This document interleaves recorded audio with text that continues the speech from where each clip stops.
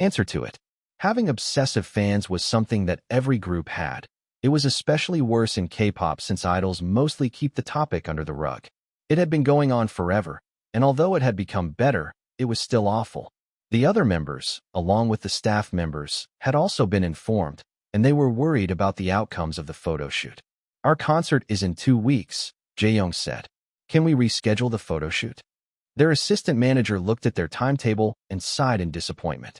I really wish we could, she said. However, the other days are filled with other promotional videos for the concert. You guys have to be a guest for shows, too. I'm really sorry. Jae-young sighed and massaged the bridge of his nose. Can you continue? Akira asked. Akira nodded. Yeah, I'm just worried for Jisung. I'll talk to him, he muttered. Jae-young went to where Jisung and Jun were. After the incident, they had opted to continue prepping at the rooftop as it was more open. Jisung was getting the last details of his makeup finished, with the makeup artist still a little bit traumatized from what happened just a few moments ago. Jae-young gently patted Jisung's shoulder. Hey, it's all right if you step out. I can ask Jae to move your photo shoot. Jisung shook his head and smiled. I'm fine, he said. Just a little bit shaken up, but I'll live. I don't want to repeat this again. Besides, he continued, we still have our group shots. I don't want to be a hassle to you guys. Jun sighed. We can do it on another day if you'd like. We don't mind. Yeah, Jae-young agreed. Nah, Jisung said, finally standing from his seat. Let's just get this over with. With that, he went to the photo zone without saying another word. Then, the photographer snapped his pictures. Meanwhile, Jae-young and Jun watched the scene before them with pursed lips. Harsh, isn't it? Jae-young asked. Jun merely hummed. It's truly the nature of our job, he continued. We have broken away from a toxic company, but this is one thing that we can't truly control, our fans. They're the ones we love yet hate the most. Jun shook his head, crossing his arms in front of his chest. Can you call stalkers as fans? Jae-young chuckled. Well, they started as fans, if you think about it. This is truly difficult. Jisung is the sweetest guy in the industry. He loves being an idol so much. He also loves meeting his fans. I would hate for him to lose that passion, he muttered. Jun bit his lip and looked at Jisung. He was professional as usual, but there was something missing in his gaze. They lacked the spark that they usually held. Jun didn't want to see it. A bright person slowly losing their spark. Number 1016. Chapter 1016, Series of Events. To make matters worse, it didn't end with that. Between rehearsals, unexpected schedule changes, and their growing fandom, the boys barely had a moment to breathe. The public had caught on to it, too. Dawn looks so tired these days. I heard they're preparing for a concert. But that's the only thing they're doing right now. They look way more exhausted. Have you guys heard about the saying that went up in their vents? What? Where did you hear that from? From my mom, who is friends with the owner of the restaurant next to the hotel where they had a shoot. That restaurant lady was having a fling with the security personnel, so he told her the story. Honestly, that's a credible source. Truly, the members of Dawn were having the worst week ever. The day they got home after their photo shoot, Rin saw an unfamiliar envelope slip under Jun's front door. He picked it up, eyeing it suspiciously. Jun, you got mail? Rin said, waving the pink letter in the air. Jun frowned, taking it from him. He opened it, half expecting it to be from a fan, but as he read the contents, a chill ran down his spine. Dear Jun, I've been watching you for a long time now. I found your place. It can be our place soon. Don't worry, I'm not here to hurt you. I just want to see you smile in person. Love, your biggest fan. The room fell silent as Jun's expression darkened. The letter itself was oddly innocent, but it was the implication that was disturbing. Someone had really found out where he lived. Who the hell would send this? Jae-young muttered. Akira leaned over to read the letter, shaking his head. I don't know, but they shouldn't be able to get your address like this. This is bad. Jun crumpled the letter in his hand. This is getting out of hand. I'll talk to Marcus. The next incident came a few days later when they were filming VCRs for their upcoming concert. The production team had booked a quiet studio space for privacy, but when dawn arrived, a small crowd had already gathered outside. The members shared confused glances, knowing that their schedule wasn't public. Why are there so many people here? Zeth asked, peering out the tinted window of their van. Sehun checked his phone, frowning. No one posted about this location. It's weird. Bowen tried to usher them through the crowd as quickly as possible, but it was impossible to avoid the pushing and shoving. Hands reached out, grabbing at their clothes. Someone even pulled on Jisung's hoodie, yanking him backward. Jun turned, blocking Jisung from the mob as they finally made it inside the building. The door slammed shut behind them, and they all panted, trying to catch their breath. That was insane, Zeth muttered, running a hand through his disheveled hair. How did they even know we were here? It's like they're tracking us, Rin said, half joking. Jisung didn't respond. He was unusually quiet, staring at the floor like he was lost in thought. The final straw came the next day. They were supposed to have a day off, but an emergency meeting was called instead. The members filed Jun's room. Jay was there after a long while. Well, if it isn't Mr. Big Shot, Akira teased. Jay shook his head with amusement. I'm so rich now, you guys. Must be nice, Sehun said. You guys make more money than I do. Jay exclaimed. What's this about? Zeth asked, slumping into a chair. Jae-young glanced at Jay. It's about the incidents this week, he said. We need to talk. Jisung looked pale as if he hadn't slept in days. He rubbed his temples, clearly distressed. Akira noticed his expression and frowned. Jisung, are you okay? You look like you've seen a ghost. Jisung hesitated, then finally spoke. It's just, it feels like we're being watched all the time. And it's not just fans. The room went silent. Everyone exchanged wary looks. You think it's still the person from the vent? Ren asked. It's not the first time this has happened, Jisung said quietly. I keep seeing the same figure outside my window. I thought it was my imagination, but... Akira's face twisted into a scowl. It's Chul, isn't it? No, Jun cut in sharply. He's dead. Oh, right, Akira muttered, chuckling. Could it be one of Zeth's exes? Casper asked, narrowing his eyes at Zeth. Zeth scoffed, rolling his eyes. No way. I have high standards, remember? Yeah, because Kira was definitely out of your league, Rin teased, nudging him. The mood lightened for a brief moment, but it didn't last. Jisung's hands were shaking as he clasped them together.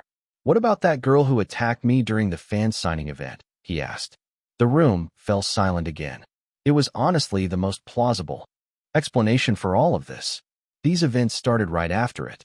However, Jun found it hard to believe that a young girl would be able to do such things. But then again, Jun knew not to underestimate the capabilities of other people. He knew just how scary human beings could be. Jae-young rubbed the back of his neck, clearly agitated. We need to bring this up with the company, he said firmly. They need to start an investigation. This isn't something we can just handle on our own. Jay is the company, Akira said, shaking his head in amusement. Jay pursed his lips. We're trying, he said. However, we haven't seen any traces of this person just yet. Jisung nodded, but he still looked defeated. His eyes were distant, as if he were replaying every unsettling encounter in his mind. Jun watched him carefully, his lips pursed. He hated seeing Jisung like this, defeated, scared. It wasn't like him at all. Without a word, Jun stood up and grabbed his jacket. Where are you going? Akira asked. I'll buy you something, Jun said simply, glancing at Jisung. You need a distraction. You have to be careful, Rin said. Jun shook his head. You guys don't have to worry about me. Jisung gave a small, grateful smile, but it didn't reach his eyes. Jun's heart ached a little at the sight, and he hurried out of the apartment, heading for the convenience store just below their building. The air outside was crisp, so he took a deep breath, trying to clear his head. He was just reaching the entrance of the store when he saw a familiar silhouette standing by the alley. He stopped dead in his tracks, squinting against the streetlights. A small smile made its way to his lips. It had been a while since they saw each other. Jia, number 1017. Chapter 1017, Obsession. Jun's expression softened as he saw her silhouette standing near the streetlight. He couldn't help but smile.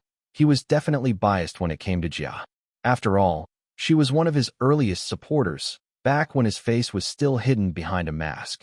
Unlike many other fans who could be overbearing or clingy, Jia knew how to respect boundaries. She was genuine, always there to support him without crossing any lines.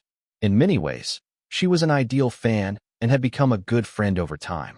With a light-hearted step, Jun walked over to her and gently patted her shoulder. Hey Jia, he greeted with a smile. But as the figure turned around, Jun's smile faltered. His eyes narrowed, taking in the small but distinct differences. The face staring back at him wasn't Gia's. It was close, almost eerily similar, but this girl's expression was different, her eyes wide with an unsettling excitement. "June!" she exclaimed, her voice high and cheerful. June blinked, taking a half-step back in surprise. It was Mia. He recognized her now, though it was hard to tell at first. She looked so much like Jia. Same hairstyle, same casual outfit style. Even their height and build were almost identical. It was uncanny.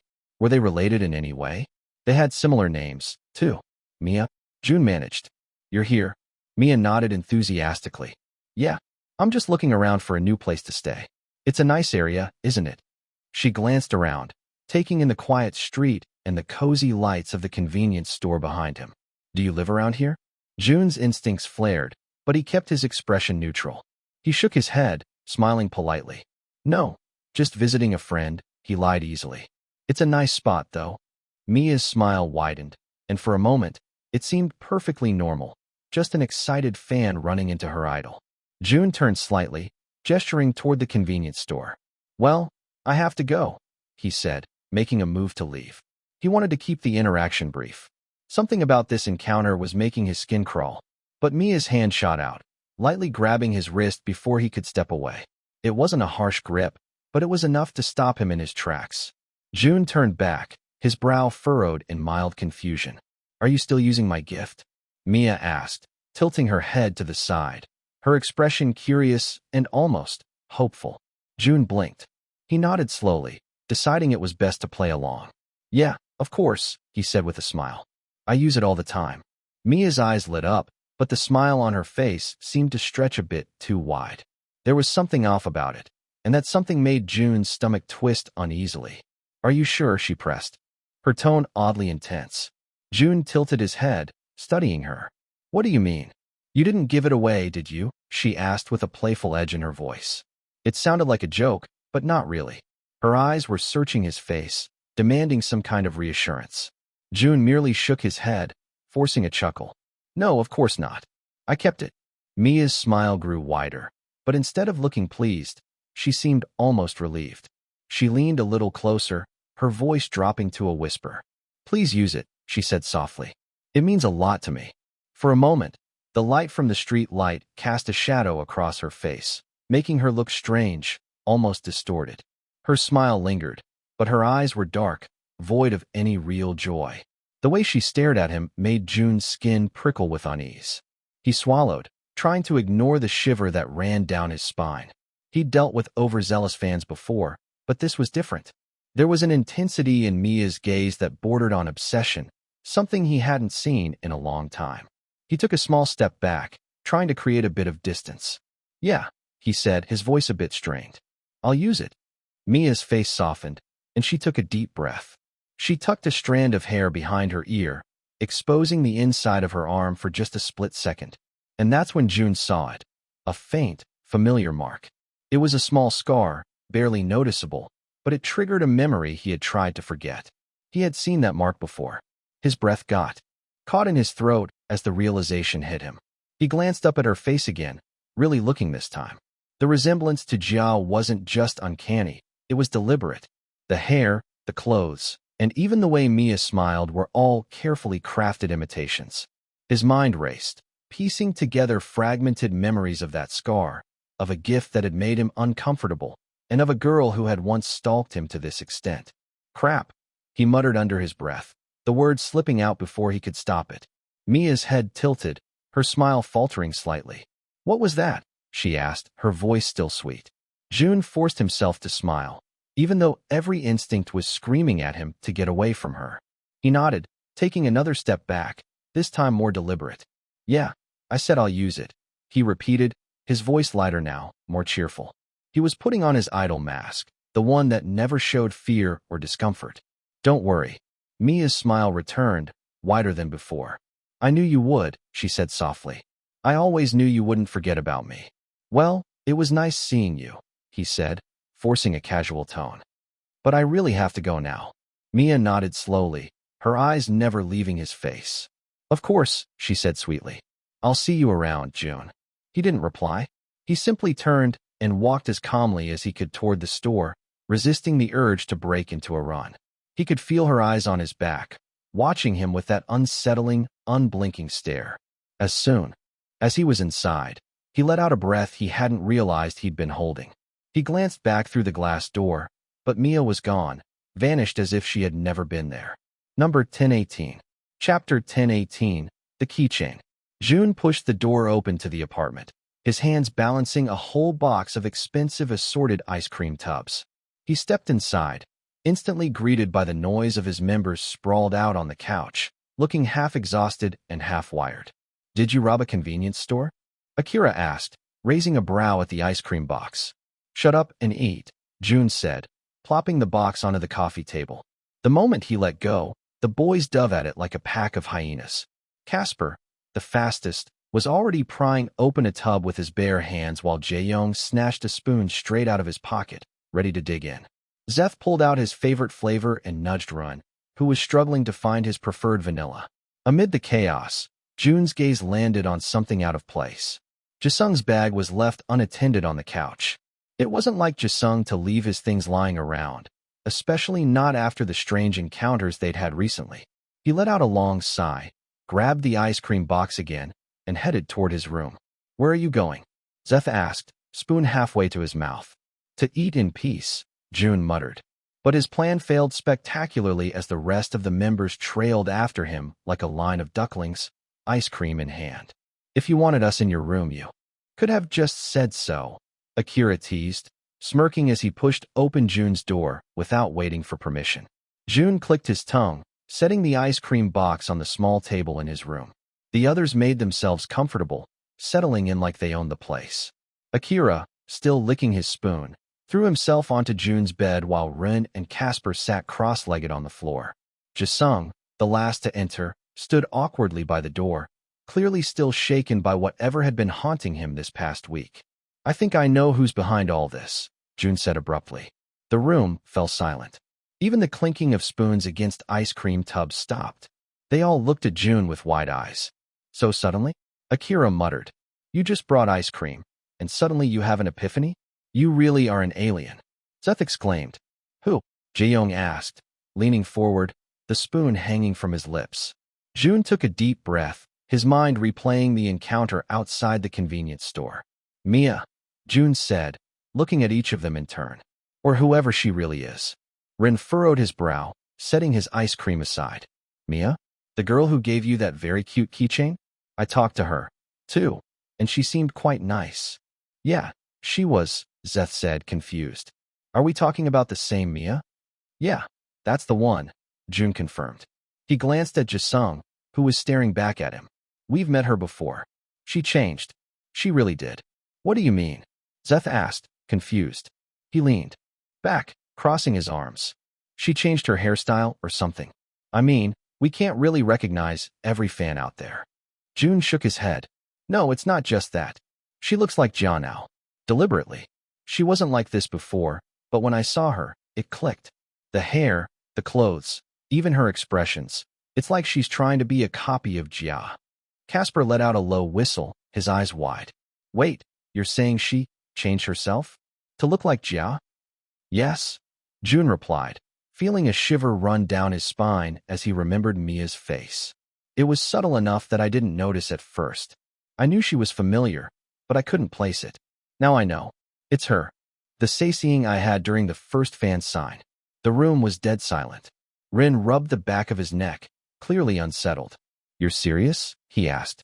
"I thought she was in prison." "She got out," Jae-young said. "She paid the bail, I believe, and the last thing I heard, she had gotten better." "Well, it seems like she hasn't," Akira chimed in. "But why now?" Jae-young asked. "Why come back now after all this time? I would infer that after being arrested like that, she would stop doing all of this." "People are scary, you know," Casper said. "Others claim that natural disasters, ghosts, or animals are their biggest fears. But for me, it's people. We have a mind that can think, but some don't use it. They choose to do bad. That's how scary humans are." "Casper is really smart sometimes," Akira muttered, shaking his head in amazement. "There's another thing," Jun continued. "It's the keychain she gave me. I thought it was just a harmless gift, but..." He paused. watching as the realization dawned on his members' faces. Jisung's eyes widened, his knuckles turning white as he gripped his spoon. "You're saying it has a camera or a tracker?" he asked, his voice cracking. Jun nodded. "I'm almost certain it does. I realized it too late, but it explains a lot. It explains why Jisung felt like he was being watched, and why we've been getting followed so easily. She's been tracking us." Casper pointed at Jisung. "See, I should have been the one who kept the keychain." Zeth swore under his breath, throwing his spoon into the empty tub with a clatter. "So, all this time, Jisung was right," he muttered. "He really was being followed." "I knew something was off," Jisung whispered. "I could feel it, but I thought I was just being paranoid." "We should get rid of it," Jay exclaimed, already halfway to the door. "Smash it or throw it away or something." "Not so fast," Jun interrupted, holding up a hand to stop him. "What?" Jay asked. "Don't tell me you want to keep that ugly-ass keychain." "You said it was cute before," Akira commented. "Of course not," Jun said, answering Jay's question. The room was silent for a moment before Jaeyoung broke it. "Oh no," he groaned, rubbing his temples. "You're planning something again, aren't you?" Jun's lips curled into a small, tight smile. "Maybe." Casper stood from the floor. "So, can I have the keychain now?" Number 1019. Chapter 1019, Jun's Effective Team. Minjun was lounging on the couch, scrolling through his phone with an annoyed look plastered on his face. He wasn't sure if the news articles or the chaos they described was making his blood boil. First, they weren't written well. And second, headline after headline screamed about Dawn's recent incidents. Dawn mobbed by fans at a hotel. Chaos at Dawn's fan meet. Stalking incidents reported. Phoenix Entertainment under fire for inadequate security measures. He rolled his eyes, tossing his phone onto the couch with a huff. "This is ridiculous. I swear, Phoenix Entertainment sucks," he muttered, loud enough for Lena to hear from the kitchen. "What did you say?" Lena called out, popping her head around the corner. "I said Phoenix sucks," Minjun shouted back, his tone filled with irritation. "Have you seen the news? Dawn is being mobbed everywhere they go. It's like Phoenix has zero idea how to protect them." Lena set down her mug of coffee and walked over, arms crossed. "That's not fair, Minjun. Phoenix is doing its best. It's not exactly easy managing a group as popular as Dawn, you know." Minjun raised an eyebrow, his disbelief obvious. "Oh, please. That's exactly the problem. Dawn is growing like crazy, and the fans are becoming crazier by the day. Stalkers, Saisiangs, mobs at every turn. Phoenix should have seen this coming and beefed up security ages ago." Lena let out a sigh, sitting down next to him. "You think it's that simple? Phoenix is handling it. They've got plans in place." "Plans? Really? Is the plan to just let fans tackle them before their schedules?" "Because that's what it looks like," Minjun snapped, leaning forward. "Jun's practically being thrown into crowds. I saw a video where he almost tripped because fans grabbed his arm. It's insane. Oh, and Jisung isn't smiling as much now. Meanwhile, Phoenix are twiddling their thumbs." Lena's eyes narrowed slightly. "First of all, they're not twiddling their thumbs. They've hired extra security for events, and they're adjusting protocols." "Adjusting protocols?" Minjun cut her off, letting out a laugh. "That's corporate speak for we messed up, but are trying to make it sound like we know what we're doing." Lena clenched her jaw. "You don't know what you're talking about. You're just a kid reading some sensationalized articles online." "Oh, so now I'm just a dumb kid?" "Sure, Mom. Whatever helps you sleep at night," Minjun shot back. He leaned back against the couch, throwing his hands up. "Why are you even defending Phoenix so hard? It's not like you own the place." There was a pause. A very long pause. Minjun leaned closer, staring at his mom's face. Lena's lips pressed into a thin line. She opened her mouth, but no words came out. The silence was deafening. Minjun's eyes widened, and then he burst out laughing. "I'm joking." "Geez, Mom, you look like you've seen a ghost," he said, still chuckling. "Honestly, if you owned Phoenix, I'd have a lot more complaints. Starting with how much I hate the owner." Lena's smile faltered. "You hate the owner?" she repeated. "Obviously," Minjun exclaimed, oblivious to the way her face fell. "I mean, who wouldn't? Whoever runs Phoenix is clearly out of touch with reality. The way they're handling Dawn is a mess. I'd tell them that to their face." He laughed again, shaking his head. "Can you picture it? I was standing in front of the big boss of Phoenix, just ripping into them. 'Hey, your company sucks. fix your security, or watch Dawn get trampled by a mob again. With that, Minjun grabbed his phone again and scrolled through another article, muttering to himself about the headlines of the big news outlets. These all suck, he muttered. Meanwhile, Lena went back to the kitchen with narrowed eyes. So, he hates me, huh? She said, shaking her head and letting out a laugh. Ah, that kid really.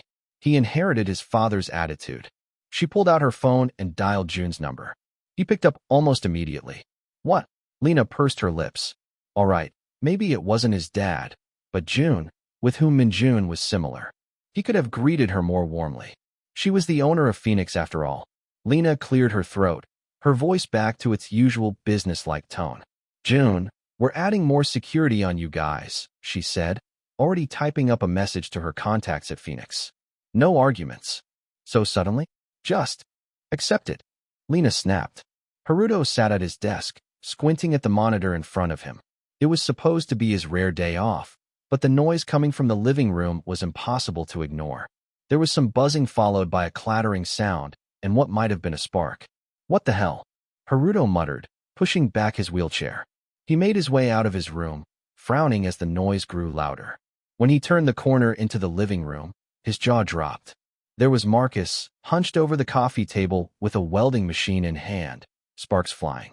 Surrounding him was a collection of random items, a ceramic mug, a keychain, a mini fan, and a sleek perfume bottle.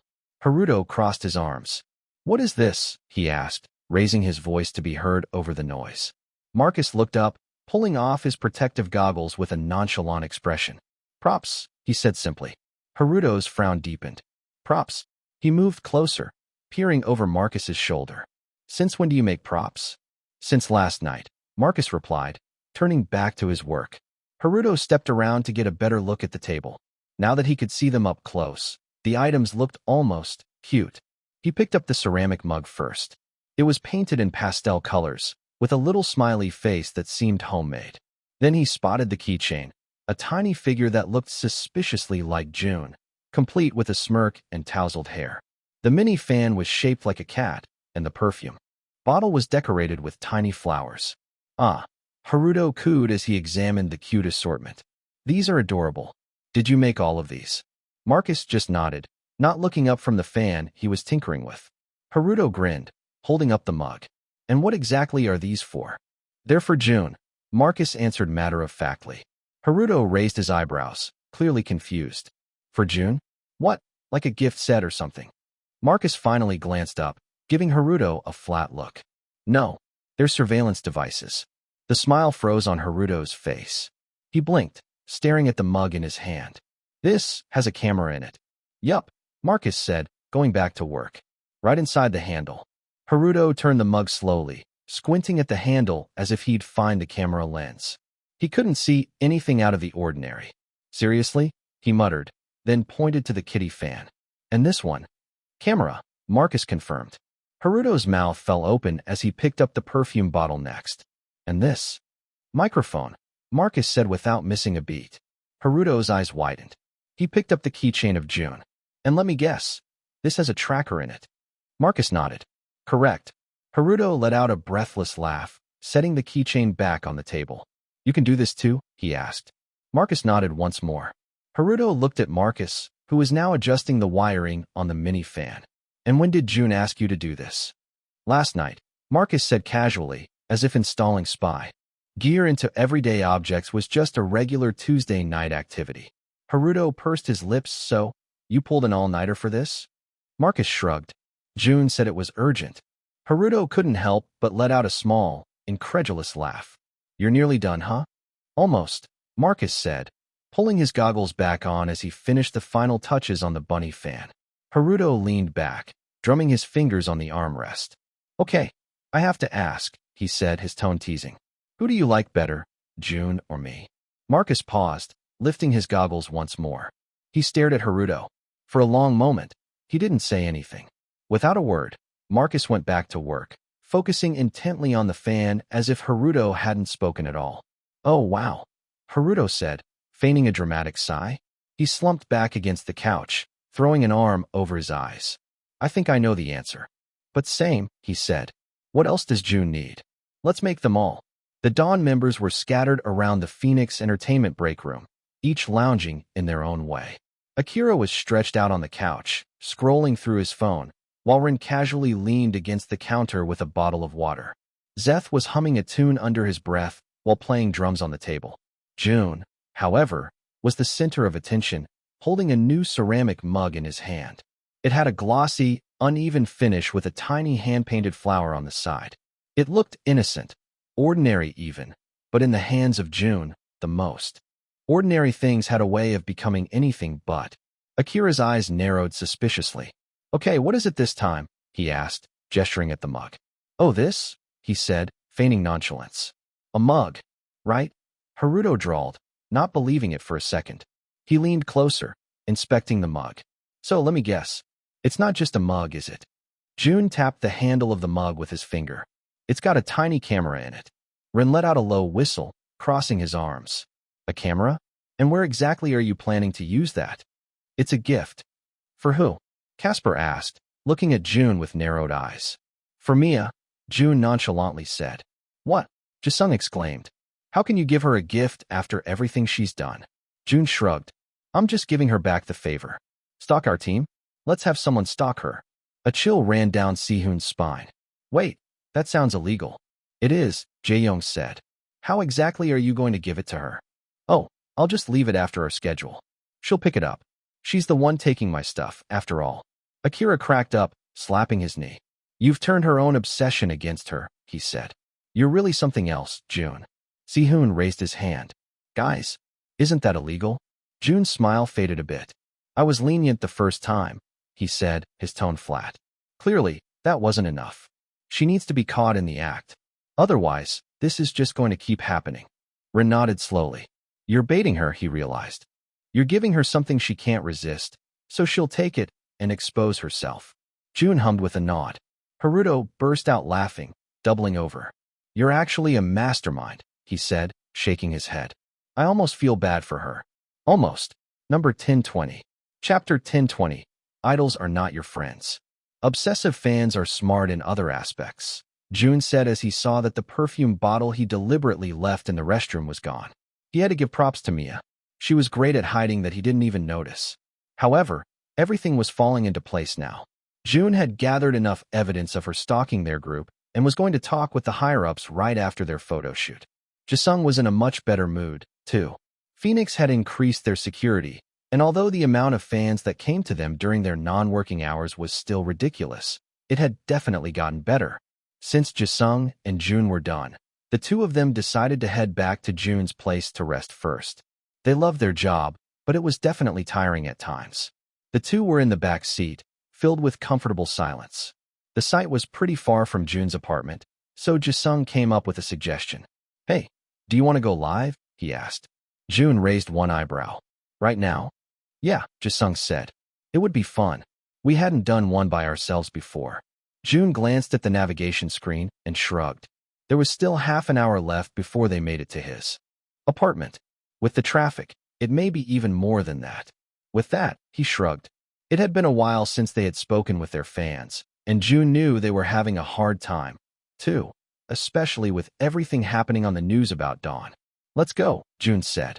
Jisung beamed and turned on his phone before going to their official naval page. Another good thing about being on Phoenix was that they could access their own account now. Of course, there were still some restrictions, and they have a team dedicated to controlling their posts, but it was better than nothing. "Let's wait a bit," Jisung muttered, looking at the view count.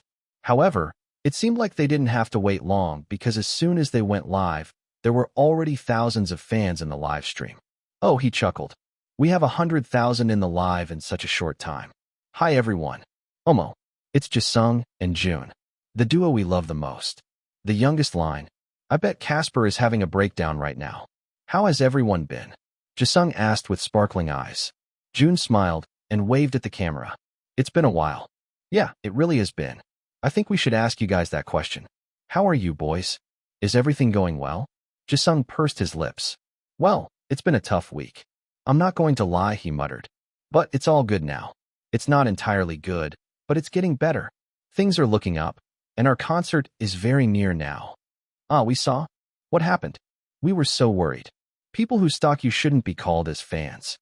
I second the motion. Seriously, you guys should just leave the fandom if you have that kind of mindset. Jun read the comments and shook his head. It seems like you guys are angrier than us, he said. I understand, though. It really is frustrating. Aish, seriously. Who are the people who made them feel this way? Jisung, please don't lose your smile. Don't worry, guys. Jisung chuckled, showing his signature smile. I'm really okay. It's impossible for a person to always feel happy. So, there are times like this, too. However, we're idols, so we have to show you the best. Jun pursed his lips.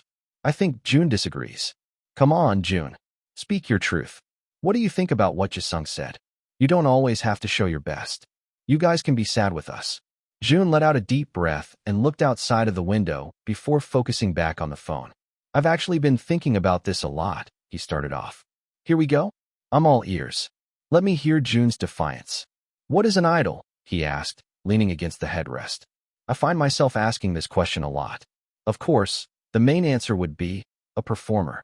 That's the main job. However, it's so much more than that. I don't think we're seen as regular people, he continued. Jisung looked at Jun, wondering if it was all right to say such things. However, Jun kept going.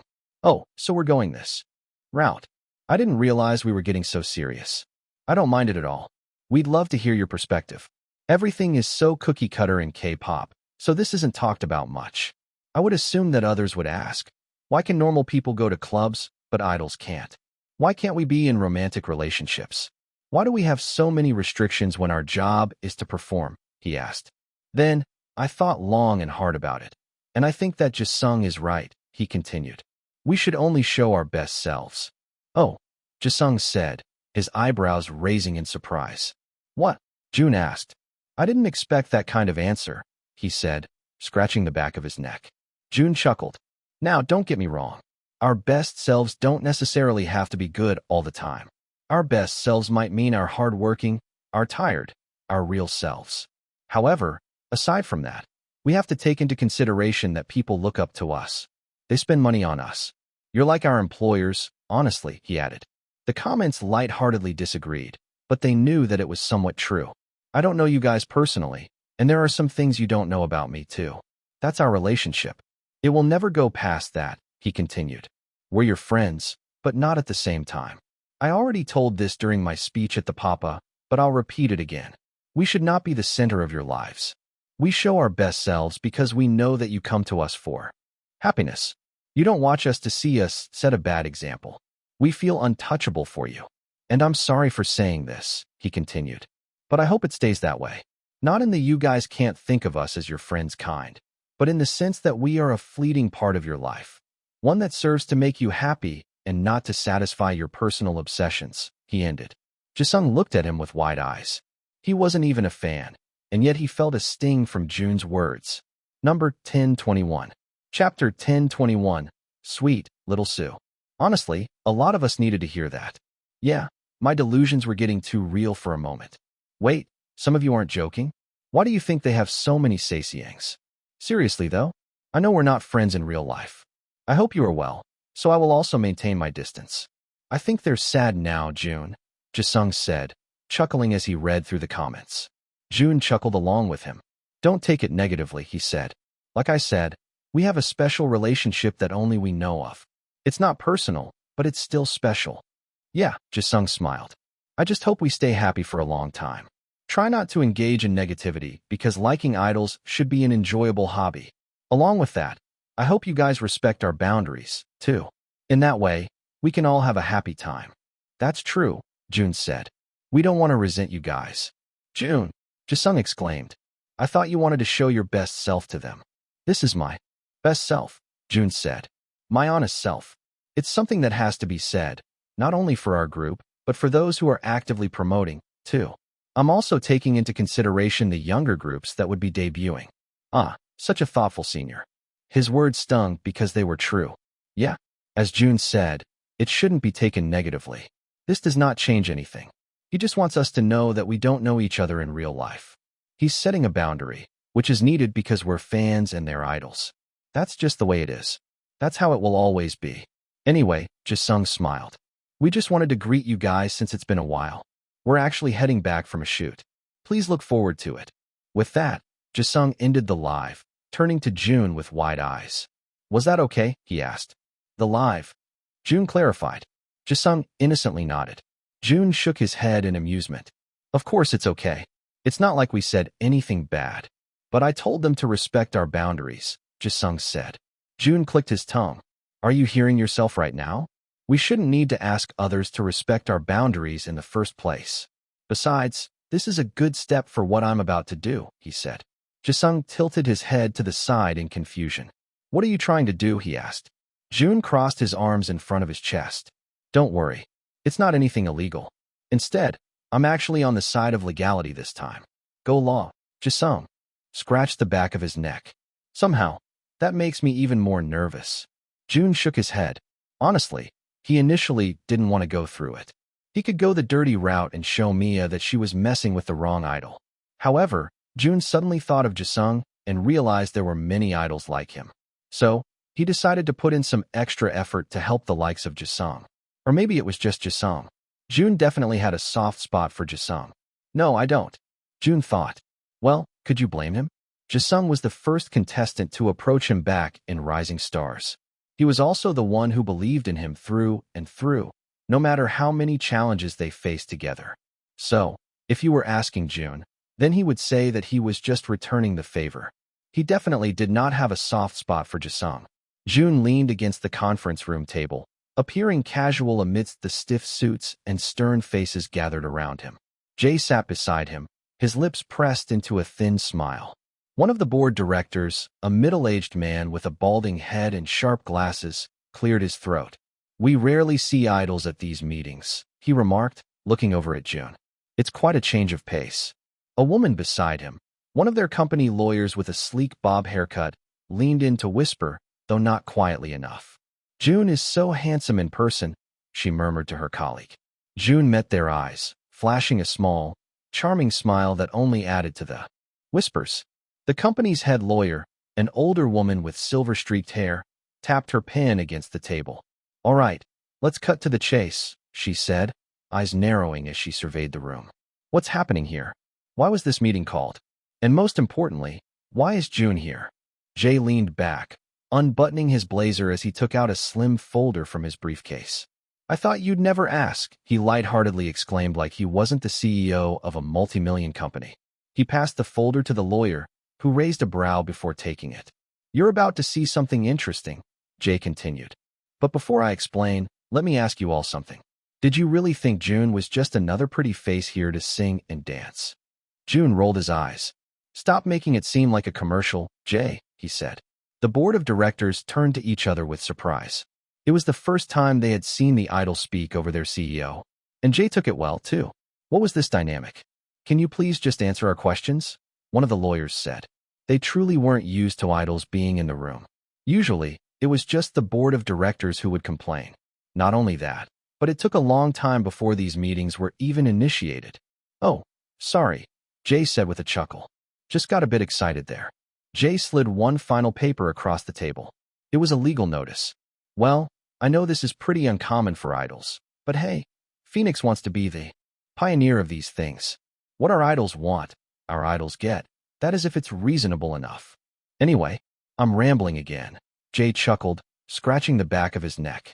Can you just help Jun sue someone? Number 1022. Chapter 1022. To Idols Fighting Back. Minjun's eyes were wide as he read Jun's latest texts, as well as the posts from mainstream media. His lips parted into an exaggerated O shape before he gasped, slapping the table in excitement. Wah, so cool, he exclaimed, startling his mom. Without wasting another second, Minjun ran to his room and hunched over his keyboard to start typing. Lena frowned as she looked at the empty space. Is he going through second puberty? Breaking news. Jun sues a fan. Yes, you read that right. Written by Minmin, the most honest, most unbiased reporter you'll ever find, and I don't even like Jun that much, so you know it's true. Guys, sit down. Grab some popcorn. It's finally happening. Jun, everyone's favorite idol, just pulled the ultimate Uno reverse card on a fan. That's right. The man who sings love songs like he's serenading each one of you personally just filed a lawsuit against one of his own fans. And honestly, I'm here for it. Now, before you start spamming my inbox, which is already clogged with your DMs, by the way, let me break it down. Our boy Jun recently held a live stream, chatting like the charismatic menace he is. In the live with Jisung, he dropped a bombshell statement.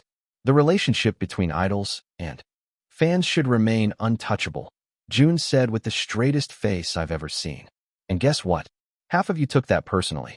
Because the internet is, well, the internet. Chaos ensued. Comments flooded the live chat, split between those who were waving their virtual pom-poms in support and those clutching their pearl necklaces like Jun just insulted their entire lineage. Let's break this down. 70% of fans. Preach, king. Idols are people too. 30% of fans. You ungrateful brat. We pay your bills. You belong to us. Others, who's Jun? Please stay lost, my dear friends. This is not the place for you. With that kind of reaction, you'd think Jun announced he was quitting music and moving to a remote island to raise alpacas. Honestly, I'd watch that reality show though. However, even with the mixed reactions, Jun didn't back down. Instead, he doubled down. He went full send, diving into the murky waters of litigation. This fan, let's call them Delulu, apparently crossed a line, and Jun said, "Not today, Satan." He's suing for harassment, stalking, and a severe case of being a weirdo. And you know what? Good for him. This lawsuit isn't just about one fan. It's about setting a precedent. For far too long, idols have been treated like they're life-size dolls, existing solely for entertainment. Jun saying, "I'm a person too, and y'all need to chill." And can we get a round of applause for that? Standing ovations, even. Of course, there's backlash. Because, duh, it's the internet. Some fans are acting like they just found out Santa isn't real, screaming about how Jun doesn't care about them anymore. I'm pretty sure one person even started a hashtag Jun is over party, which trended for all of 2 seconds before everyone moved on to the next scandal. To those people, I say, honey, you need to get yourself checked out. Take a step back, log off, and touch some grass. Maybe adopt a pet rock and learn what healthy boundaries look like. For the rest of you, those clapping and saying, "Finally, someone had the guts to do it. I see you. Jun sees you. And I think he might even like you a little more today." Stay tuned for updates because you know I'll be there, live tweeting the courtroom drama like it's the Met Gala of lawsuits.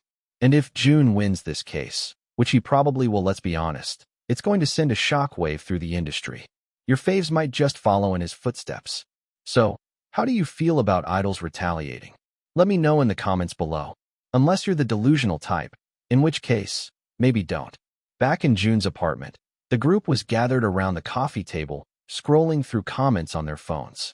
The atmosphere was relaxed, with most of them finding the backlash amusing. 70-30, huh? Jun mused, leaning back against the couch with a grin. He tossed his phone onto the table, watching it spin before landing face up. Better than I expected. Akira smirked, nudging him with his elbow. You basically called out half our fanbase. I'm surprised they didn't burn our posters yet. Rin leaned forward, reading a particularly intense comment out loud. The fame's gotten to his head. Jun doesn't love us anymore. Zeth snorted, shaking his head. They act like you proposed to them on stage or something. These people need a reality check. Hey, don't give them ideas, Jun laughed. But honestly, this needed to happen. We've all dealt with fans who go too far, and it's time we stop pretending it's okay. Jae-young nodded in agreement. It's brave, man. The industry's been too scared to make a move like this. If this lawsuit goes through, it could change things for a lot of idols. Anyway, Jun said, I know the hate would pass eventually. They'd move on to the next scandal like Minmin said. Akira raised an eyebrow. Speaking of storms, I just checked the news. The lawsuit's probably started now. How do you feel about it? Confident, Jun replied without hesitation. Preach, Sehun said, raising his glass in a mock toast. To idols fighting back. They all clinked imaginary glasses, chuckling before settling back into their seats. Jun, however, couldn't shake the nagging feeling in the back of his mind. He pulled out his phone again, flipping through his notifications until he found the text he'd received earlier that day. A new message flashed on his screen. Mia was spotted near a company building. Jun's brows furrowed as he zoomed in. On the location pin, he knew this place. It was the same address he'd been texted about recently. Well, it was a month ago, and he didn't bother replying. But hey, it was still familiar. It was none other than Jia's workplace. Number 1023. Chapter 1023. The Ridiculous Coffee Run. Jun's lips pressed into a thin line as he read the message again. It left a sour taste in his mouth, and he knew exactly what he had to do. Bowen, he called out, grabbing his leather jacket from the back of the couch. Bowen was sprawled on the armchair, munching on a bag of chips with a blissful look on his face. He perked up at Jun's voice, an eyebrow quirking up in curiosity. Yes, even Bowen decided to make Jun's apartment his haven after the Mia incident. What's up? You look like you're about to commit a felony, Bowen said, half joking but fully serious. With Jun, you could never tell. Jun shot him a dry look. Not quite, but I need backup. We're going out. Bowen's expression changed from relaxed to alert in an instant. He tossed the chips onto the table and got to his feet, adjusting the collar of his own jacket. Is it about your stalker? Did she do something again? Jun nodded, slipping his phone into his pocket. I just got a text. She's near Jia's office. I don't know what she's up to, but I need to make sure she's not harassing anyone. Especially Jia. Bowen's eyes darkened with concern. He knew how much Jun cared about his fans. The real ones, the ones who supported him without crossing lines. Jia was one of those fans. If Mia was trying to drag her into this mess, it was crossing a line Jun couldn't forgive. Let's go then, Bowen said, cracking his knuckles. We'll make sure she doesn't get a chance to cause trouble. However, just as they were about to leave, Bowen paused. Wait, did you tell Jay about this? Yes, Jun said. That was a lie, of course. Bowen nodded. Well then, let's go on an adventure. As they headed out, Jun's thoughts were racing. He wouldn't mind being hurt by Mia, but Jia was an entirely different story. Since Jun knew that it was Jia who Mia was trying to copy, he knew that the latter wouldn't be afraid to do something heinous. This is the last straw, he muttered. Jia slumped back in her chair, staring at her computer screen like it was a personal enemy. It had been less than a month since she started this job, and she was already questioning all her life choices. She ran a hand through her hair, only for a few strands to come away with her fingers. Great, she muttered. I'm already losing hair. Is this what adulthood feels like? She glanced around the office, a maze of gray cubicles filled with overworked and underpaid employees. The atmosphere was suffocating, the kind of place where dreams came to die slowly, smothered under stacks of paperwork and endless emails. Everything operated on a hierarchy. The higher-ups barely acknowledged her existence, except when they needed coffee. Well, it was partially her fault for turning down her mom's offer to work in Phoenix Entertainment. After Azure Entertainment was acquired by Phoenix, Cindy naturally transitioned to the company, too. She had wanted Jia to work with them, but Jia refused. She didn't want to be a Nepo baby. Jia sighed, turning to the tiny mirror she kept on her desk. She looked awful. She had dark circles under her eyes, pale skin, and not a trace of makeup. She hadn't had time for it this morning, rushing out the door after snoozing her alarm one too many times. I look like I've been dug up from the grave, she said to herself, squinting at her reflection. Before she could attempt to tidy herself up, her phone buzzed with a new message from her supervisor. Office. Now. 2 words, no punctuation, like they couldn't spare the energy for an extra period. Ugh. Jia groaned, pushing herself up from her chair. Her back ached in protest. She felt like a zombie as she trudged down the corridor, heading to her supervisor's office. Jia, I need you to run a coffee order. Her supervisor barked as soon as she stepped in. She didn't even look up from his desk. It's for the board meeting. Get it right this time. Jia clenched her jaw but forced a smile. She had memorized this ridiculous order by now, despite how insane it was. Let me guess, she said, rattling it off without missing a beat. 1 triple shot, half decaf, soy milk latte with extra foam but no sugar. 1 iced caramel macchiato with exactly 3 pumps of vanilla syrup, no more, no less, extra drizzle on the top, and stirred counterclockwise. 1 black coffee with 3 ice cubes, not 2, not 4. And 1 matcha latte with oat milk. But only if the oat milk is the barista's preferred brand. Otherwise, almond milk, no sweetener, extra matcha powder, and a sprinkle of cinnamon. Her supervisor looked up, surprised. You got it, she said, almost impressed. Now hurry up. Jia forced herself not to roll her eyes. If I mess up even 1 drink, They'll probably make me write a 10-page apology letter. She thought bitterly. With that, she walked out of the office.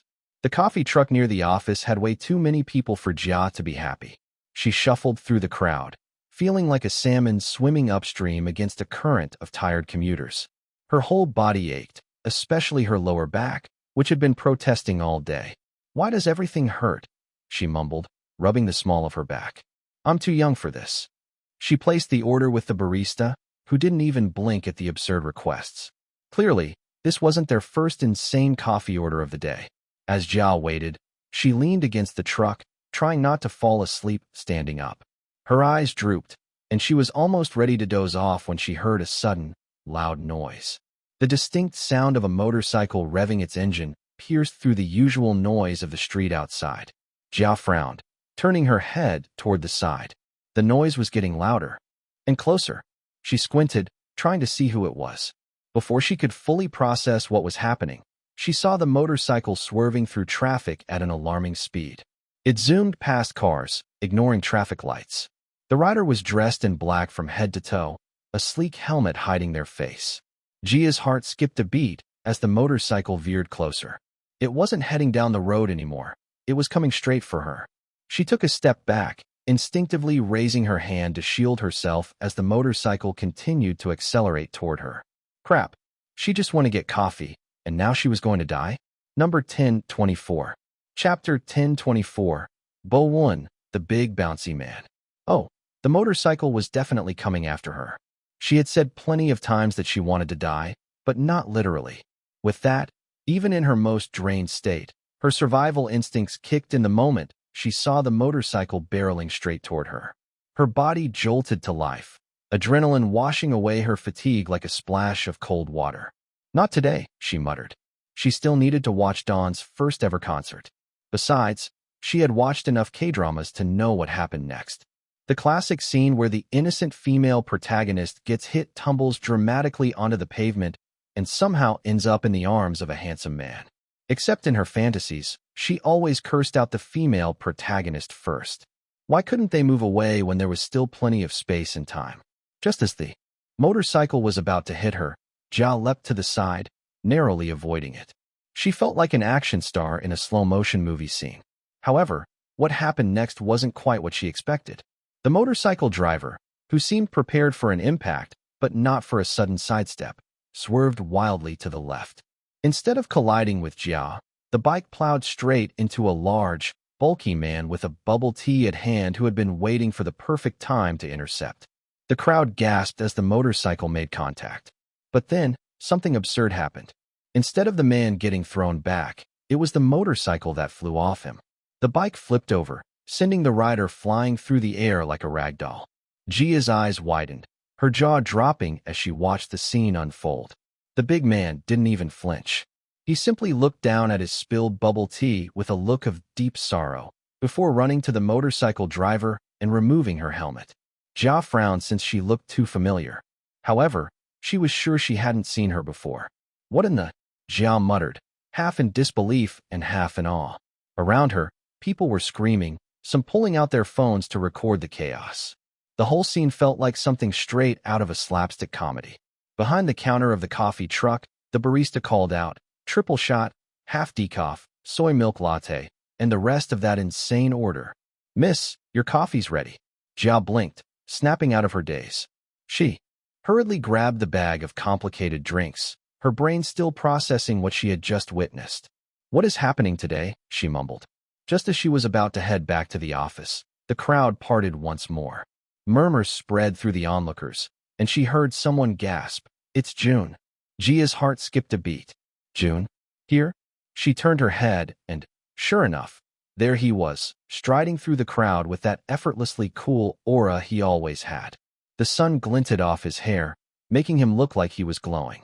The crowd screams reached new heights as people recognized him, cameras flashing as they snapped pictures. "Jun! Over here!" someone shouted, waving their phone frantically. But Jun wasn't paying them any attention. Instead, he was walking right toward Jia. Her brain short-circuited. "Is he coming to see me?" She froze, clutching the bag of drinks like it was a lifeline. "Are you okay, ma'am?" Jun asked, his tone gentle and concerned as he approached her. Ma'am, Jia echoed, her eyebrows shooting up. Did he just call her ma'am? She felt a stab of offense and disbelief. Doesn't he recognize me? It's me, Jia. You look a bit shaken, Jun continued, oblivious to her internal turmoil. He gently took her by the elbow, guiding her away from the chaos like a knight in shining armor. Why don't I lead you back to the company? Don't worry about this mess. We've got it under control. Jia let herself be led, still confused. People around them were still taking pictures, but no one dared to get too close. Wait, this is so weird, Jia muttered under her breath as they walked. Why is Jun here? And why doesn't he recognize me? As they neared the entrance of her office building, Jun glanced at her with a reassuring smile. I'm glad no one was hurt. It's great that everything turned out fine, he said. Actually, my friend works here. She must be busy inside. I'm really glad that no one got hurt. Huh? Jia asked, tilting her head in confusion. Wait, you're saying? Jun didn't let her finish. He gave her a polite nod, his expression softening. Take care, ma'am. And please, get some rest. Older people need their sleep. Huh? Jia exclaimed, her voice cracking.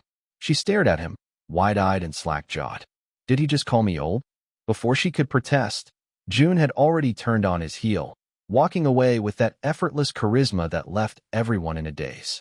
The crowd parted for him like he was Moses and they were the Red Sea, people staring after him with hearts in their eyes. Jia stood there dumbfounded.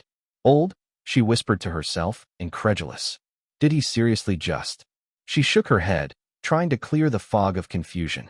She glanced around, wondering if anyone else had caught that, but everyone was too busy fangirling over Jun. Still in a state of shock, she turned and trudged back toward her office. Her feet felt heavy. He didn't recognize me, did he? But why was he here? And what was up with that whole ma'am business? It was like the universe had conspired to give her the weirdest morning ever. By the time she made it back inside the building, her supervisor was standing at her desk, tapping her foot impatiently. Her eyes narrowed when she saw her empty hands. Jia, she snapped. Where's the coffee? Jia froze, her eyes going wide as the realization hit her like a truck. Oh my goodness, she whispered, horror dawning on her face. The coffee. I dropped it outside. Her supervisor's face turned an alarming shade of red. You what? Number 1025. Chapter 1025. Jia becomes a savior. This is the third time this month you've messed up the coffee order. You're supposed to be a professional. Do you know how important this is? Jia blinked at her, still half in shock. I almost got hit by a motorcycle, she protested weakly, gesturing toward the door. Mrs. Liu's expression was utterly unsympathetic. She folded her arms, glaring at her. But you didn't get hit, right? So what's the problem? Now go back out there and get those coffees. Jia stared at her, finding her insufferable. She'd just had the most insane, life-threatening morning, and she was acting like she'd misplaced a stapler. Her blood pressure spiked. Nope, that's it. I've had enough. Taking a deep breath, she squared her shoulders and stepped closer, meeting Mrs. Liu's condescending gaze head-on. You know what, Mrs. Liu? I quit. I'm done with this nonsense. Mrs. Liu's eyebrows shot up in surprise. Excuse me? You can't just quit because of a little mistake. Jia cut him off, her voice dripping with sarcasm. Oh, it's not just the coffee, Mrs. Liu. It's the everything. Let's start with the fact that I've been working like a mule for 3 weeks straight while you take credit for all of my work. And your coffee order? The triple shot, half decaf, soy milk latte, with a sprinkle of cinnamon and exactly 2 pumps of hazelnut syrup. It's ridiculous. You know what else is ridiculous? Making me walk 5 blocks in the rain for it every morning because you can't function without your overpriced drink. The entire office had gone silent. Heads were popping up from behind cubicle walls, eyes wide as saucers. Mrs. Liu's face was turning a concerning shade of purple. And don't even get me started on the hierarchy here, Jia continued. Why does the intern have to pick up dry cleaning for the CEO? Why am I fixing the Wi-Fi when we have an IT department? And can someone explain why Carol from accounting gets to nap at her desk every afternoon while I'm running around like a headless chicken? Carol, who had indeed been napping at her desk, jolted awake at the mention of her name. Huh? What did I do? And you, Minnie? Jia pointed at the HR manager who was sipping her green smoothie. You once wrote me up for taking a bathroom break. A bathroom break? Do you monitor everyone's bladder or just mine? Minnie nearly choked on her smoothie. I was just following protocol. Jia threw her hands up. Oh, to hell with your protocol. I quit. I'm out of here. With that, she grabbed her bag from her desk, shoving her multicolored pens into it. She paused, remembering something important. She quickly opened her drawer and pulled out her overprized June photo card, the one she had taped up as a little source of daily motivation. Not leaving without you, she thought. Jia, you can't just leave, Mrs. Liu sputtered, but Jia was already dialing her phone, ignoring her completely. Hey Mom, she said. Is your offer still up? To hell with being a Nepo baby. Jia hadn't felt this light in years. There was a spring in her step as she walked into Phoenix Entertainment, the place she was now proudly calling her workplace. Well, it technically wasn't her workplace yet. There was still a lot to do, considering she just offended half of her past office. Aside from that, the transfer would take a little over a week. However, even then, she was still excited. She took a deep breath, inhaling the smell of polished floors and faintly scented air fresheners. It was infinitely better than the stale, recycled air of her old office. Oh, another bonus was that June's face was everywhere. Cindy met her with a bright smile. I told you, Boo Bear. You should have accepted my offer when I first gave it to you. Jia clicked her tongue and scratched the back of her neck. Well, to be fair, you were still working under Azure back then. I don't want to be associated with Azure at all. Sure, Cindy said. Anyway, you're right. This place is infinitely better than Azure. Let me show you around. This is one of the most chaotic departments, quality control. Everything goes through here. From the social media posts to the news articles about our artists. It's like the nerve center of the whole company. Jian nodded eagerly, feeling like she'd made the right decision. She loved drama, especially if she wasn't the one involved in it. She could also protect June from those malicious news reporters. They entered the room where people were typing furiously, phones ringing nonstop. It was chaotic, but in an exciting way. Cindy peeked over someone's shoulder and turned to Jia with a whisper. Looks like they're discussing an article about June. Want to take a look? June. Jia's ears perked up. She craned her neck to see the screen. It looked like a headline was being edited. The worker looked up, clearly excited. Oh, Miss Cindy, you heard about it, the worker said, grinning. June's getting praised all over social media. A few days ago, people were criticizing him for being cold and detached. But after yesterday, he's a hero. Apparently, he saved a pedestrian from getting hit by a motorcycle. Jia felt her face go hot, her eyes widening in realization. She leaned closer to read the headline. It blared in bold, attention-grabbing letters. Heroic idol June saves helpless old woman from tragic accident. Old woman. Jia exclaimed, her voice echoing across the room. Several heads turned to look at her, eyebrows raised in confusion. Yeah, the worker said, nodding enthusiastically. It's all over the fan sites. They're saying he's such a gentleman, swooping in to help this poor, elderly woman who was about to be hit. Jia's eye twitched. Elderly woman. She clutched her chest, feeling a stab to her chest. She was fresh out of college. Did her past company really suck all of the young energy out of her? She pursed her lips and took a step back. Maybe it was better to have been ran over. Number 1026. Chapter 1026. Anticlimactic. The sun was barely peeking over the horizon as Dawn stepped out of Incheon International Airport. A soft glow coved their faces, illuminating the post-concert euphoria engraved across every member's features. The boys waved with their signature smiles, the type that could light up a room, or, in this case, an entire airport. Hundreds, no, thousands, of fans were there, holding up signs that said, Dawn, the light of Korea, and forever our sunshine. Phones were up, cameras clicked away, and fans screamed at the top of their lungs. It was organized chaos, with airport security guiding Dawn through the crowd as they blew kisses and made heart signs. After the past incident when they first went to China, Phoenix knew better than to scrimp on security for Dawn. They arrived at the boarding gate and talked about the concert they had just a few nights ago. 80,000 people in total, Ren murmured. Still in a trance. He gazed at Akira, who looked equally dazed, clutching a handful of goodbye gifts and plushies that fans had tossed their way. We sold out 3 nights in a row.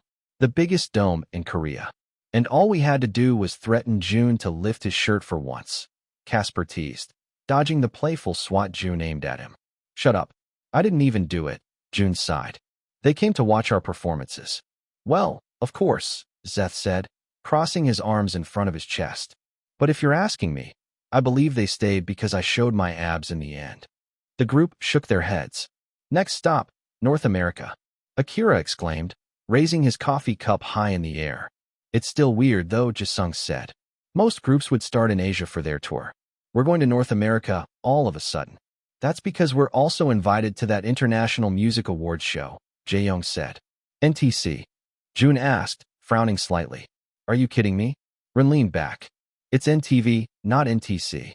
The NTV Music Video Awards. Do you know nothing about Western media? Jun shrugged. I don't keep up with it. I only have naval figures, Akira muttered, shaking his head. I nearly forgot you live under a rock. As they waited for their plane, the boys continued to engage in playful arguments. Even though they were exhausted, they couldn't help but feel excited for the new leg of their tour. Their first concert tour as Dawn was already shaping up to be a monumental success, and they were eager to meet their fans abroad. The flight was a long one, with over 10 hours of air travel before they landed at LAX. It had been mostly smooth. Well, aside from Akira accidentally spilling his drink on Jun's lap mid-flight. You're not supposed to baptize me, Jun groaned, wiping the soda off his pants. Consider it a blessing, Akira smirked. You'll need it for this leg of the tour. Jun shook his head as the plane began its descent, with the iconic LAX landing strip coming into view. The group exchanged excited glances, imagining the crowd that would await them. I bet the fans are already camping outside the airport, Jisung said, practically bouncing in his seat.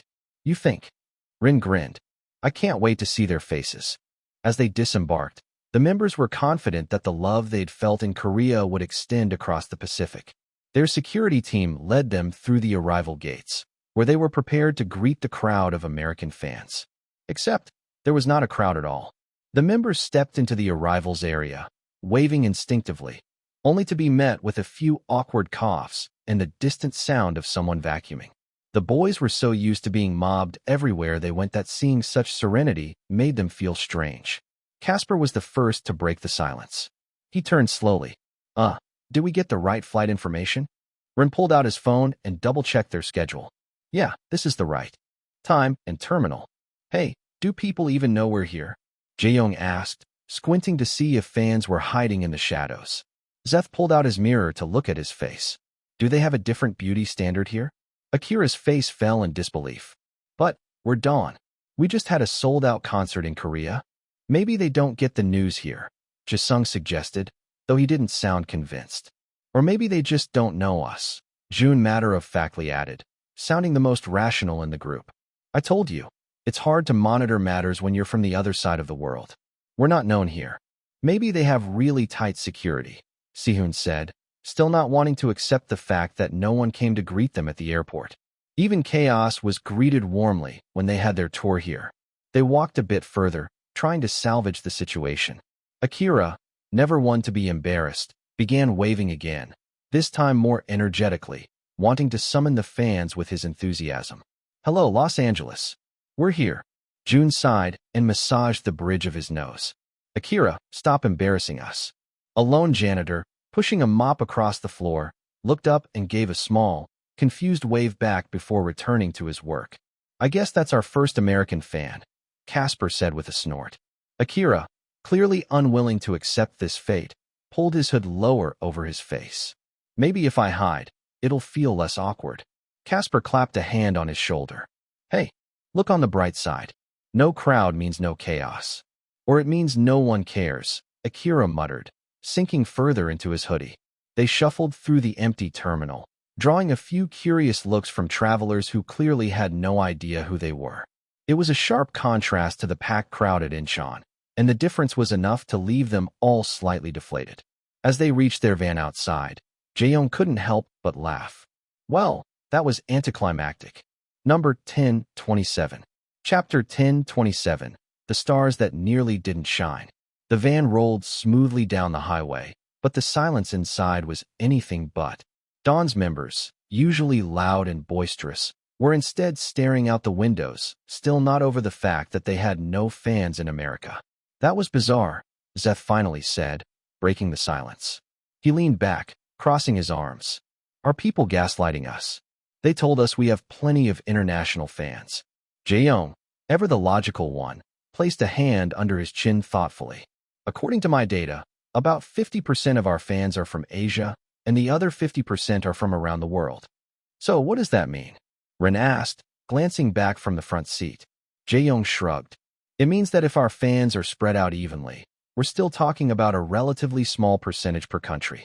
It's like a sprinkling of fans across a giant pancake. A pancake? Jun looked at him with a raised eyebrow. You've lost me. Think of it like this, Jisung chimed in with an innocent smile. We're stars in Korea, but here? We're like a shooting star, and no one noticed because they were too busy looking at the moon. We have a case of star syndrome, super famous at home, but barely known abroad. We haven't promoted here at all. Of course, they don't know us. Oh, do we have star syndrome? Zeth asked. I'm sure that you have it, Rin said, rolling his eyes. However, I guess I did expect to be greeted by a few fans. There were a few, Si-hoon said. A handful. Akira shook his head. If we don't have any fans here, then why are we performing at the NTV Awards? He asked, frowning. He looked genuinely puzzled. If no one knows us, what's the point? Casper grinned, leaning forward from the back seat. Are you unhappy about it, Akira? Akira shook his head, chuckling. No, I'm just confused.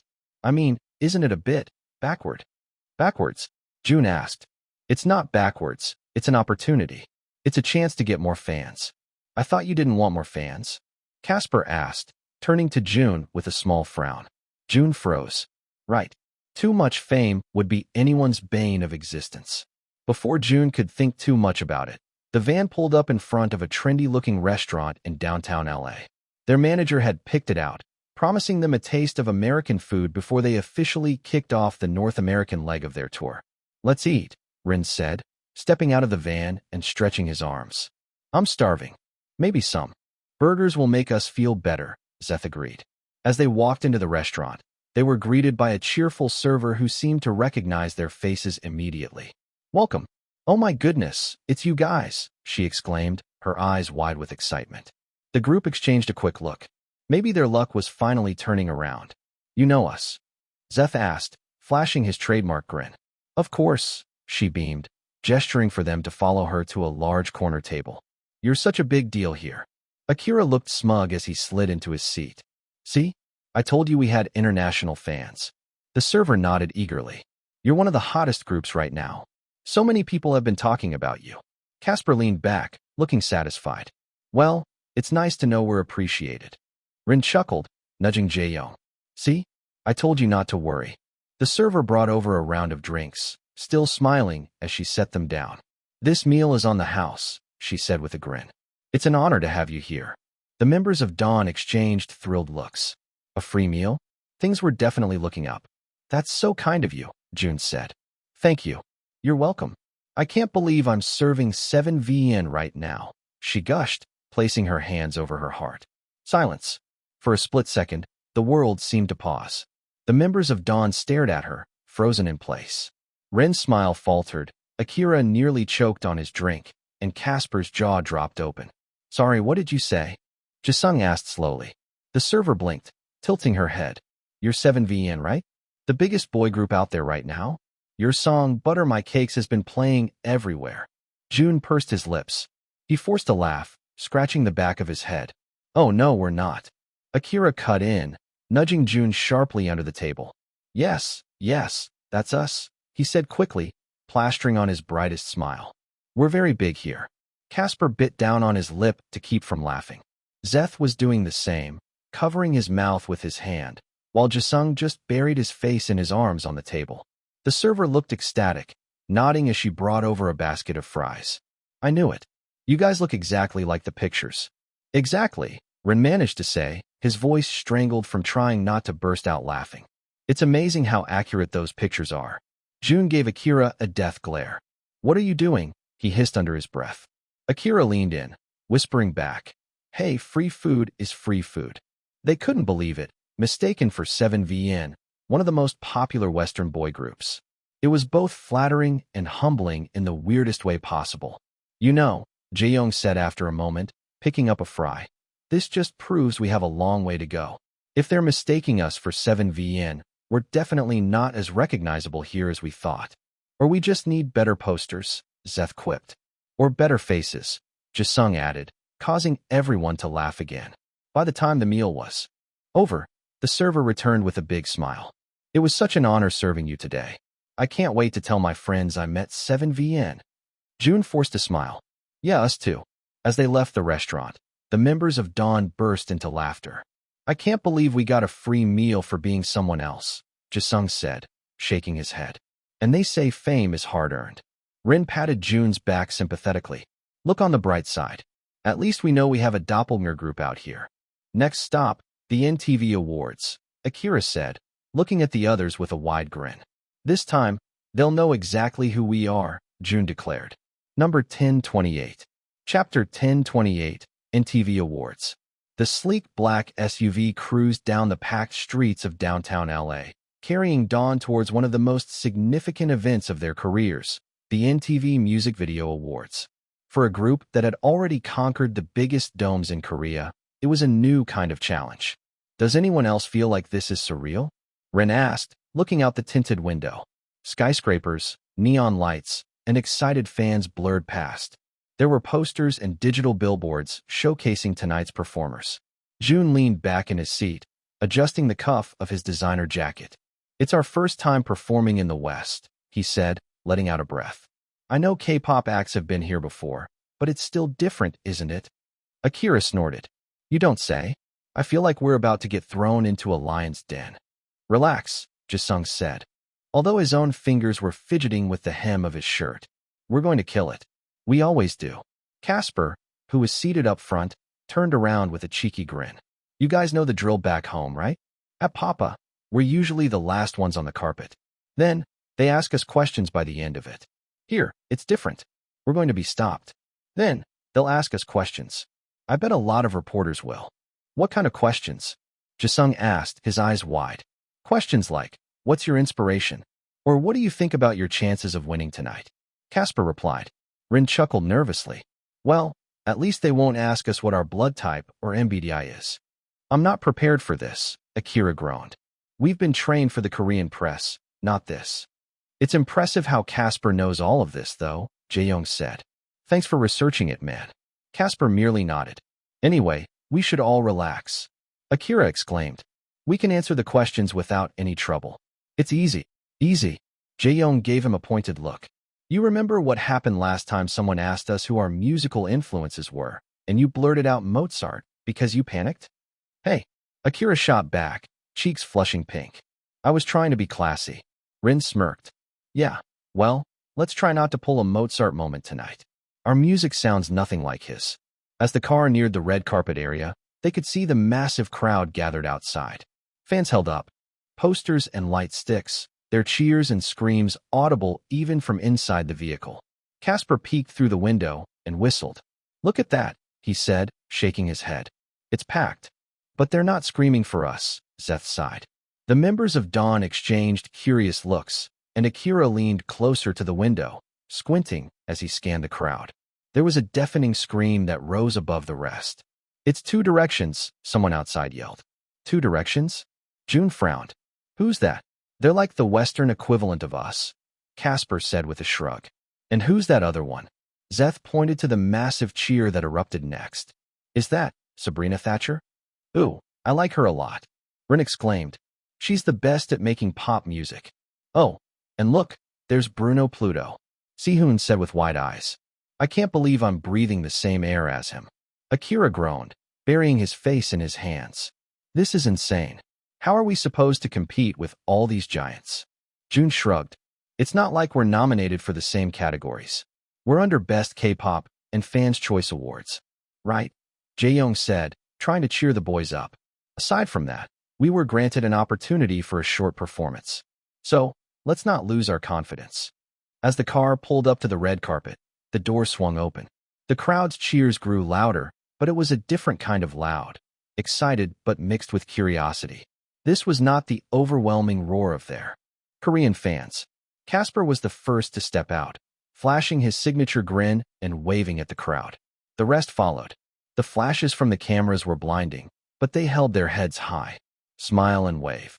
Rin whispered through clenched teeth, his smile wide and fixed. Smile and wave. Jisung echoed, doing just that. As they made their way down the carpet, a woman holding a microphone stepped up, blocking their path. Her sleek dress and sharp smile screamed seasoned reporter. Dawn, welcome to the NTV Music Video Awards, she greeted them enthusiastically. It's your first time here, isn't it? Yes, hello. Jae-young answered shakily, giving a polite bow. How does it feel to be here, making your Western debut performance? She asked, holding the mic closer.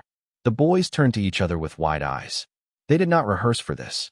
However, much to their surprise, Casper stepped forward and answered. It's a huge honor, he said. We're excited to perform and meet our fans here for the first time. The reporter's eyes sparkled as she leaned in. You're up against some of the biggest Western artists tonight. Starlet, Jackson Roar, and even Dua Pizza. How do you feel about your chances of taking home an award? Casper flashed a confident smile. We're here to give our best performance. The rest is up to the fans. The fans might not even know us here, though, he added with a chuckle. The reporter raised an eyebrow, catching the comment. Is that true? Are you worried about your reception here? The boys watched Casper speak with the reporter with wide eyes, in disbelief at what was happening. Casper looked so freaking smart and charismatic at the moment. How can he speak such fluent English? Casper laughed it off, waving a hand. Not at all. We just know we've got a lot to prove, and that's what we plan to do tonight. Another wave of screaming erupted behind them, and Dawn turned their heads to see Jackson Roar making his way down the carpet, shirtless as usual, blowing kisses to the crowd. The reporter tried to steer them back on track. Before you go, can you tell us what song you'll be performing tonight? Casper grinned. It's a surprise, but let's just say it's something that'll make everyone remember who we are. Number 1029. Chapter 1029, A Sprinkle of Discrimination. Dawn was finally inside the venue, the shimmering lights of the NTV MVAs casting a spotlight on every attendee. They walked through a sea of celebrities, their polished shoes clicking against the glossy floor. Look, some of them are staring at us, Jisung muttered, glancing around. Sure enough, a few people were stealing glances their way. Some looked at them with curiosity, while others seemed to be sizing them up. A group of young women near the entrance were whispering to each other, occasionally pointing at Dawn. They're handsome, one of them said, her voice carrying over the noise. For Asian people, I mean. Ren's eyebrows shot up. He exchanged a quick glance with June, who looked equally bewildered. Did she just say? Ren began, but Casper interrupted him with a wave of his hand, forcing a grin. Let it go, Casper muttered, though his jaw was clenched. It's not worth it. Hey, that's racist, Akira said under his breath, shaking his head in disbelief. But before they could dwell on it, a voice called out to them. Dawn. It was Sabrina Thatcher, one of the biggest pop sensations of the moment. She was the kind of artist who could pull off a headlining tour with just one viral hit. Tall, blonde, and glamorous, she approached them with a bright smile. Oh my goodness, you guys are great, Sabrina said, giving them an enthusiastic thumbs up. All the boys blinked at her, clearly caught off guard. Thank you, Ren managed to say, the others quickly nodding in agreement. Casper flashed his most charming smile. Thank you so much. We're honored to be here. Sabrina gave a little wave before she was swept away by her entourage, leaving the group standing there, still processing what had just happened. Did that just? Si-hoon began, but he couldn't finish the sentence.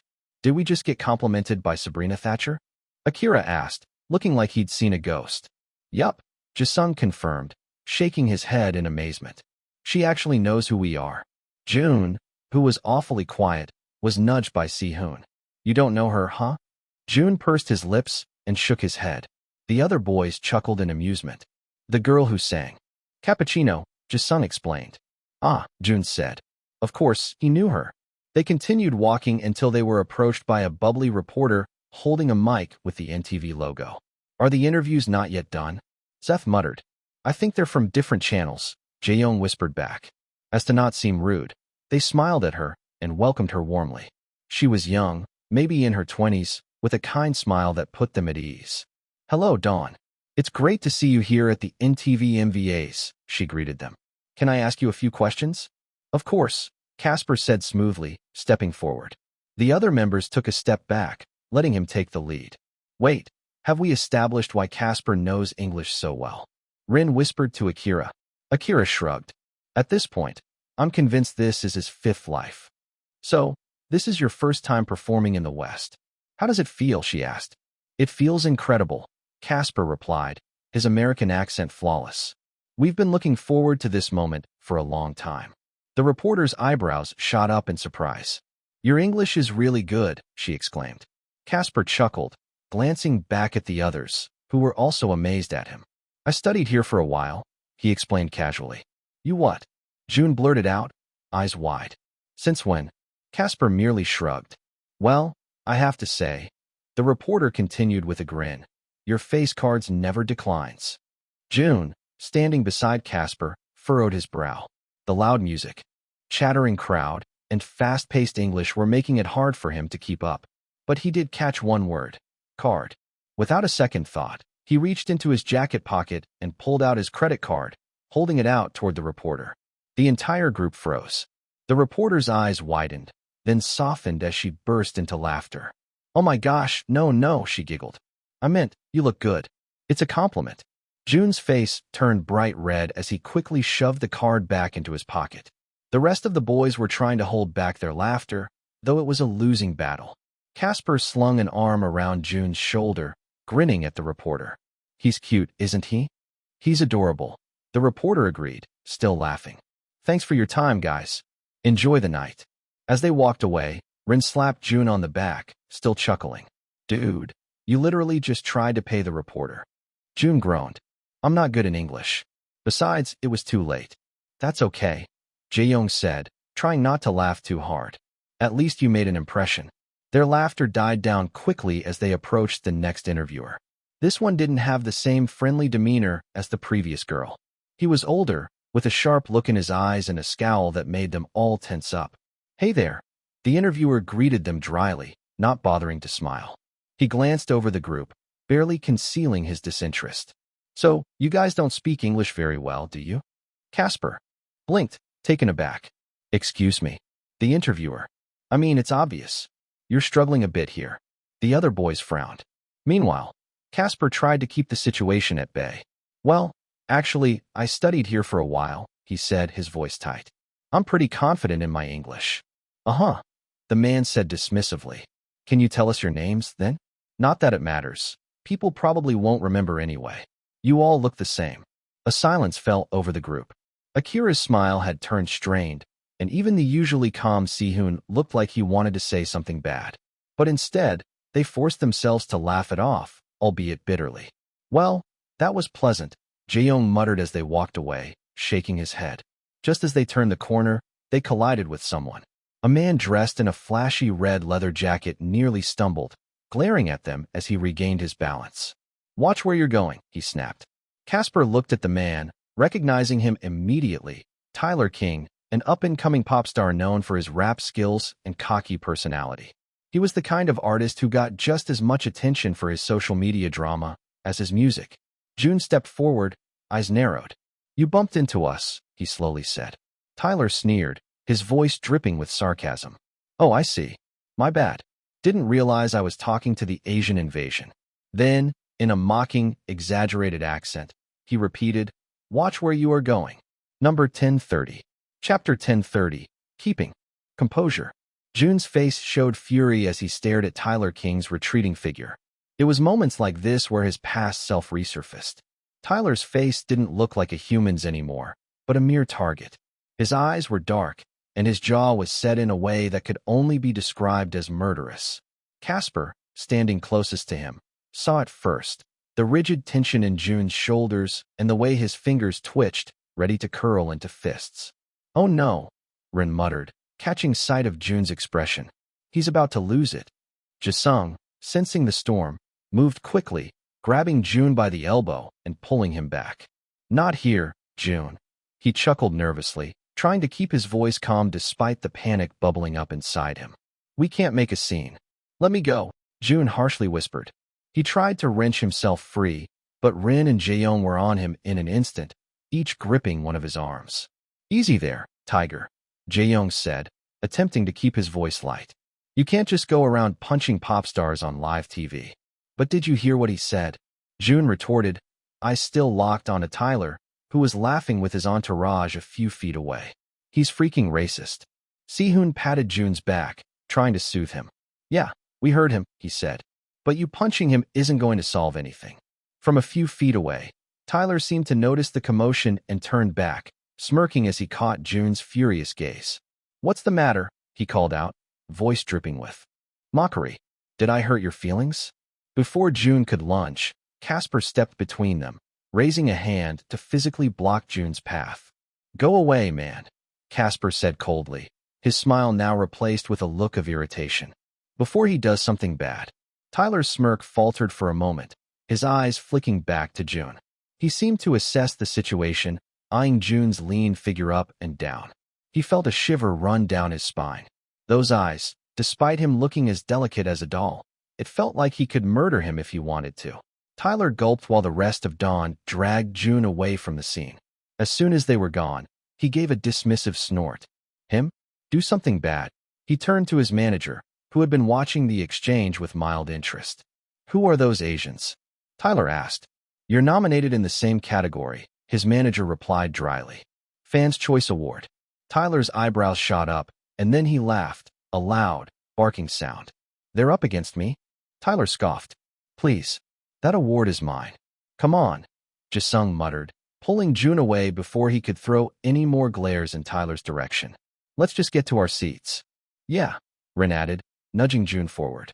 We've got better things to do than waste our energy on that guy. Jun took a deep breath, trying to let the anger melt. He allowed himself to be dragged along, but not before casting one last glare at Tyler. He's lucky, Jun muttered under his breath. Lucky I didn't knock his teeth out. Casper gave him a sideways glance. I know, buddy, but we've got a performance tonight. Let's focus on that.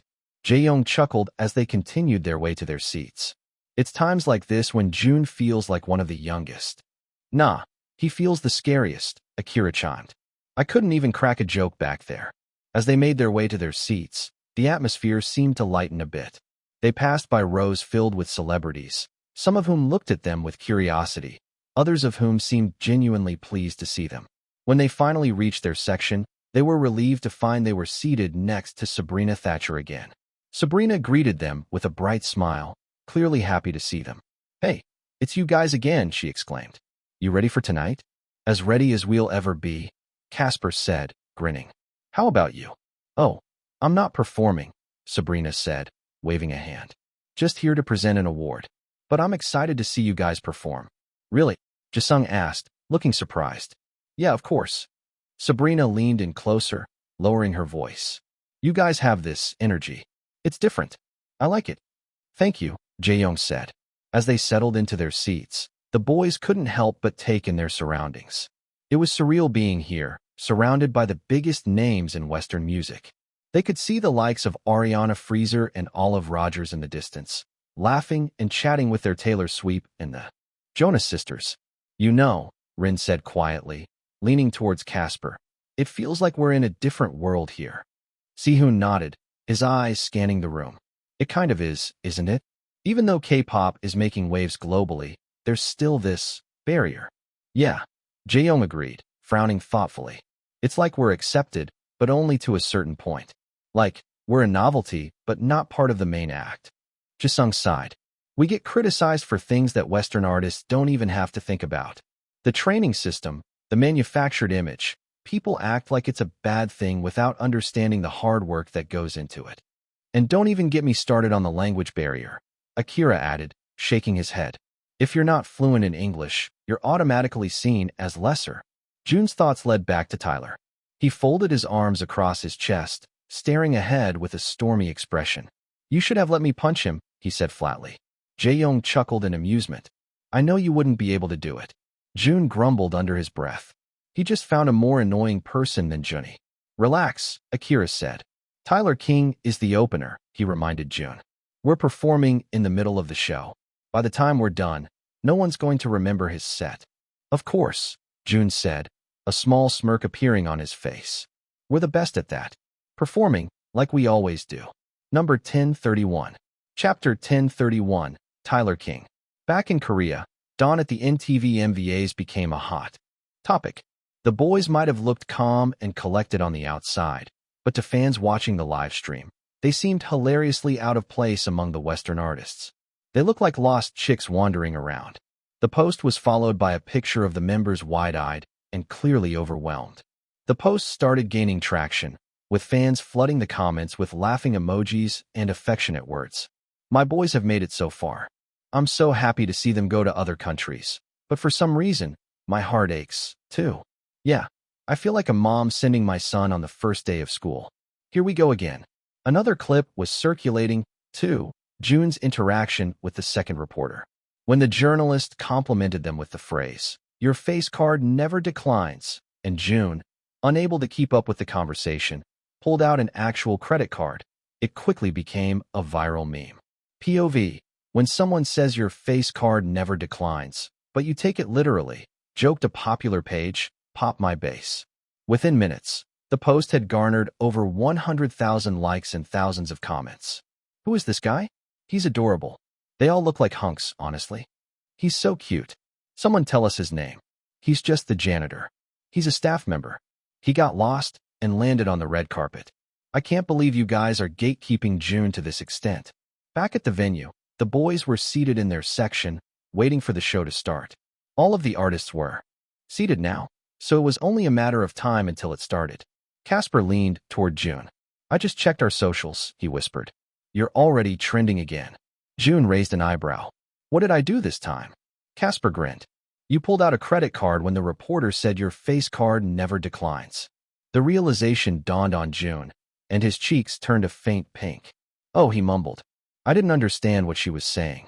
Jisung snickered from the other side. Don't worry, bro. At least they find it cute. Before Jun could retort, the lights in the venue dimmed, signaling the start of the show. The MCs took the stage, hyping up the audience with their energetic banter. Of course, the members of Dawn barely understood. Foreign humor was pretty hard to understand. After a few opening jokes and announcements, they introduced the first performer of the night. Please welcome the one and only Tyler King. The crowd erupted into polite applause as Tyler strutted onto the stage, bathed in blue and red lights. His outfit was flashy, a bright red tracksuit with gold chains clinking around his neck. He adjusted his snapback, gave the audience a lazy wave, and picked up the mic. The music kicked in, a heavy trap beat blaring through the speakers. Tyler started mumble rapping, the lyrics slurred and unintelligible. Yeah, I'm the king, you know the vibe. Flexin' hard, money on my mind. Rollin' deep, got my squad on the grind. Can't hear the haters. They way behind. He moved around the stage, his body swaying in time with the beat, but his performance felt more like he was going through the motions rather than delivering something meaningful. The lyrics continued, all blending together into a monotonous drone. Drip, drip, yeah, I got that ice. Living large, man, this life's so nice. Can't see the fakes, yeah, they roll the dice. I'm the king, man, y'all just mice. The camera panned across the audience, capturing the obligatory head bobbing from other artists. They were nodding along in respect, their expressions showing polite interest and indifference. It was clear they knew the drill: nod along, clap at the end, and move on. Jun, however, wasn't as good at hiding his reaction. He sat there, eyebrows slightly furrowed, lips pressed into a thin line. It wasn't that he was trying to be rude. It was just underwhelming. The lyrics felt repetitive, and the performance was lackluster. He couldn't help the disinterested expression that crept onto his face. Is it just me, or does this feel like a really long ad? Jun whispered to Casper. Casper smirked, biting back a laugh. Shoo, don't say that out loud. As the performance dragged on, Jun leaned back in his seat, crossing his arms over his chest. He tilted his head slightly, raising an eyebrow as Tyler attempted some half-hearted dance moves, clearly meant to hype up the crowd. It wasn't working. The energy was flat, and Jun's unimpressed look spoke volumes. Unbeknownst to him, one of the roaming cameras had zoomed in on his face at that exact moment, capturing his candid reaction. The shot lingered for a second too long, broadcasting Jun's disapproval to everyone watching the live stream. In the control room, one of the producers noticed it immediately. Oh, we've got a reaction shot, he called out. Perfect. Keep it. Within minutes, Jun's expression was already circulating on social media apps. Omo. Jun can't hide his expression. I can't. Jun doesn't like the performance. Isn't it kind of rude, though? That guy's an asshole. I think he can take some criticism. Who even is this guy? Tyler King is my king. I've never heard of this group before. The reactions were halved. Most Astras, and those who didn't like Tyler King's personality, either found it funny or relatable. On the other hand, Tyler's fans, as well as some aggressive rap enthusiasts, resulted in ad hominem, insulting Jun and their group because of a single reaction. Back in the venue, the performance finally ended, and Tyler finished with a mic drop. The applause was lukewarm. He gave the audience a cocky grin, bowing before strutting off the stage. The MCs quickly took over, trying to liven up the atmosphere again. Wow, give it up for Tyler King, everybody. They cheered, and the crowd clapped. That's it, Jun muttered, a small smirk appearing on his face. Why? Rin chuckled. What's your comment? Jun shrugged. Boring. Number 1032. Chapter 1032. We're infinite. Backstage at the NTV MVAs, the atmosphere was chaotic. Crew members ran back and forth, frantically checking equipment, while artists and their entourages filled the space. It was a display of glamour and wealth, each artist decked out in designer clothing, surrounded by managers, stylists, and assistants. The boys of Dawn, however, stood out, not because they were flashy, but because they were noticeably modest. Rin glanced around, taking in the scene. It's crazy back here, he muttered, nudging Jun. Look at the setups for these other artists. Jun took it all in, his expression unreadable. Enormous prop pieces were being wheeled in for the next act. A full castle facade that would be used for a fantasy-themed performance. Meanwhile, in their small corner, Dawn had only a few staff members and no extravagant props. Their performance was going to be bare bones. Just them and the stage. Of course, they had already expected it. Haruki had warned them already. They were going to be given the bare minimum. Jae-young sighed, running a hand through his hair. There's nothing we can do. They think they're doing us a favor just by letting us perform. Exactly, Jun replied. He turned to face the others. It's just us and the stage. No gimmicks. However, that's something we can leverage. We have something that some artists don't have. All-round talent. Jisung, who had been quiet until now, nodded. It's a one-song performance, but we'll make it count. You know, Akira added, crossing his arms and looking around. I noticed a lot of lip-syncing out there. Some of the biggest artists, too. Rin scoffed. Yeah, I saw that. It doesn't matter, Jun said. We don't need any of that. Casper grinned. Oh, we're going to kill this stage. Jun looks like a determined cat. An announcement came over the speakers, calling them to the stage. The boys shared one last glance. It was their turn. As they made their way to the stage entrance, they could hear the MC hyping up the crowd. And now, we have a group making their debut performance on the NTV stage, all the way from South Korea, Dawn. The audience response was mixed. There were some cheers, likely from fans who had managed to get tickets, but the majority of the crowd was quiet, unfamiliar with the name. The boys took their places on the darkened stage, feeling the eyes of thousands on them. The stage lights slowly brightened, revealing the 8 members of Dawn standing in a line, their sharp suits catching the glow of the spotlights. There were no props, no massive stage pieces, just a few strobe lights behind them, casting shadows that made their figures look larger. A low hum of anticipation filled the venue as the audience took in their appearance. Even those who had no idea who they were couldn't help but be struck by their visuals, the sleek, handsome faces that looked like they had been sculpted for the stage. The music started with a heavy, pulsing beat. The sound of synths filled the air, creating an ethereal, cosmic atmosphere.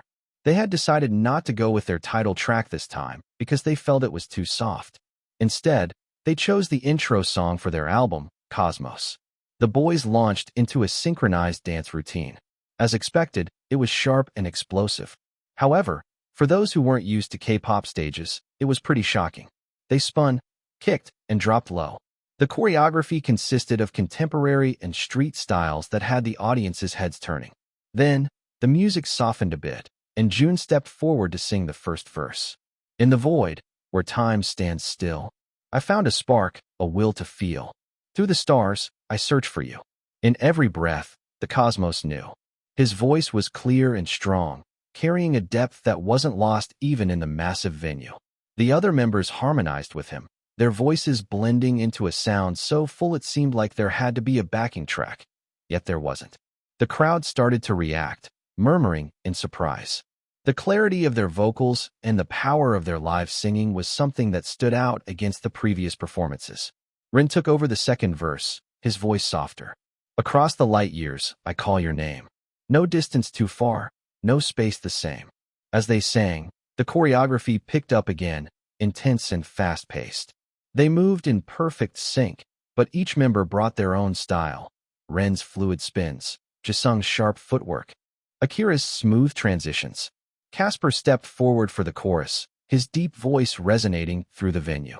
In the cosmos, we find our place. A love that echoes in endless space. Beyond the skies, beyond the stars. Together, we're infinite, no matter how far. The harmonies built up, layer after layer, creating a wall of sound that filled every corner. It was powerful, almost overwhelming, like being hit by a truck but surviving. Jun's voice soared above it all, adding ad-libs that felt like it was part of a backtrack. He sang with everything he had, eyes closed. Even when the galaxies fall apart. I'll find you, love, at the very start. In the cosmos, we're one and the same, forever bound by a single flame. The lights behind them flashed, creating the illusion of a starry sky. There were no flashy pyrotechnics or props, just the 8 of them under the starlit effect, singing their hearts out. And it was breathtaking. For the bridge, Sehun's smooth falsetto took over. We're stardust, we're infinite dreams. Hold on tight, don't let go. Jun hit a high note that echoed throughout the dome, sending shivers down the audience's spines. Then, the final chorus hit, and they all sang together.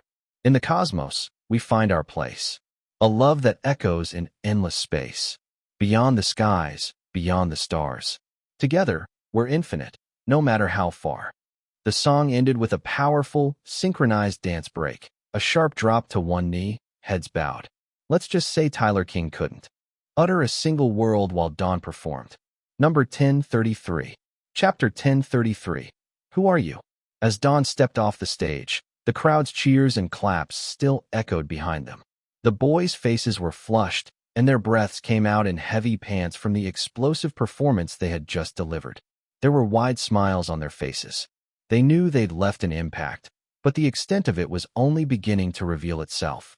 Online, the comments were already piling up, many from people who had never heard of them before. Who the hell was that? I couldn't understand a single word, but it was like I could feel it. I don't know who Dawn is, but that performance was insane. Explosive. Like, the Big Bang Theory kind of explosive. I tuned in for Tyler King, but damn, these guys might be the highlight of the night. Am I the only one who got goosebumps? They didn't have any flashy props or a backtrack, yet it felt like a full production. Their voices? Unreal. Are they really singing live? Jun took one last glance at the crowd as they moved off stage, catching the wide-eyed stares from several people who had been watching on the big screens. He grinned in satisfaction. Did you hear that? Rin said breathlessly as they walked into the backstage corridor. He was vibrating with excitement. I swear, the whole arena was screaming. Akira slapped him on the back, laughing. And here I thought we'd be drowned out by all the big names. Not tonight, Jisung said, still catching his breath. He looked around, feeling proud of their group. People who hadn't given them a second glance earlier were now watching them with curiosity. As they made their way through the backstage area, they were intercepted by none other than Sabrina Thatcher. Hey, she called out, a wide smile on her face as she approached. I knew it. You guys were incredible out there. Thank you, Casper smiled. It really means a lot. That was the best live vocals ever, more than anyone tonight. Casper was grinning ear to ear. We're huge fans, Sabrina. Thank you. Well, you've made a fan out of me, too, she said, giving a playful wink. Then, she looked at Jun longer, making the others turn to him with raised eyebrows. Dang it, Akira muttered. We lost another hottie to Jun. Huh? Jun asked, tilting his head to the side. Akira raised both hands in surrender. And he doesn't even know it. Just then, Jackson Roar, a rock legend with wild, untamed hair and a reputation for tearing up the stage, made his way over. He gave them an approving nod. Not bad. Jackson said with a smirk. Not bad at all.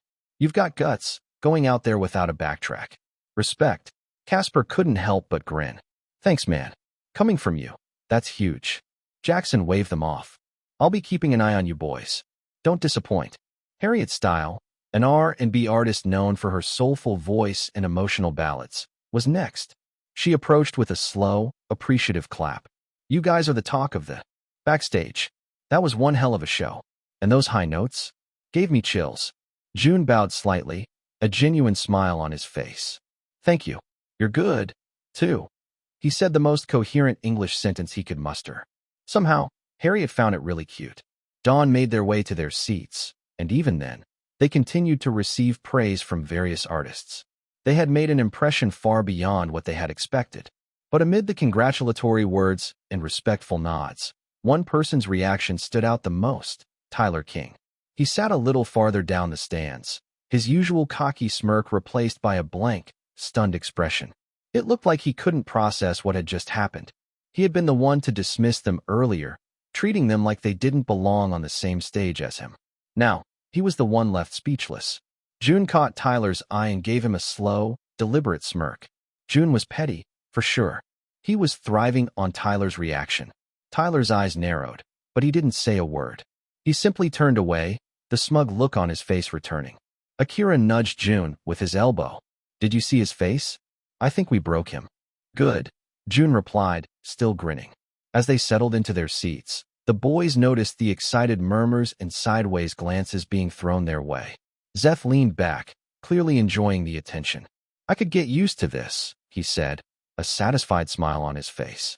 The lights dimmed again, and the familiar face of Sabrina Thatcher appeared on the screen, making her way up to the podium. The crowd erupted into cheers and applause as she smiled, waving to the audience.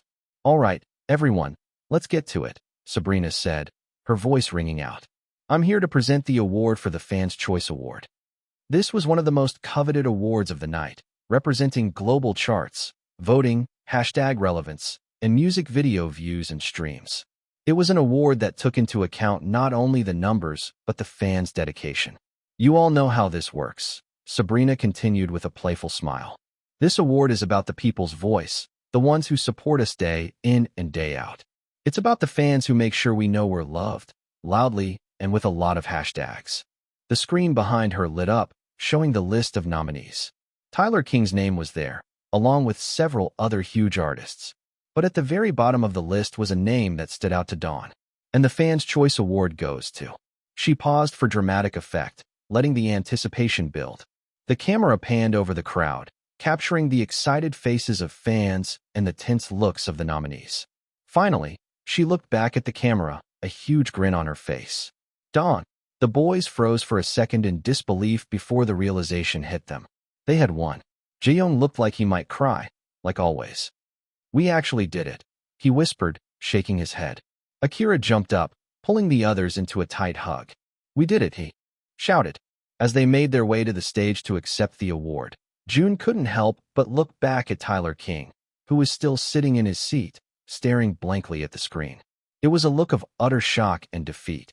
Jun stopped right in front of him, turning slightly with a mocking. He leaned in just enough so that Tyler could hear him over the noise of the crowd. Who are you? Jun asked, his voice dripping with arrogance. Number 1034. Chapter 1034. The Future of Phoenix. It was nearing the holidays when Dawn landed back in Korea. The chilly air was a very big contrast to the boiling pot of public opinion they had just left in the States. For the past days, Jun was the center of attention on social media because they felt that his attitude toward Tyler King was unacceptable. Look at Jun.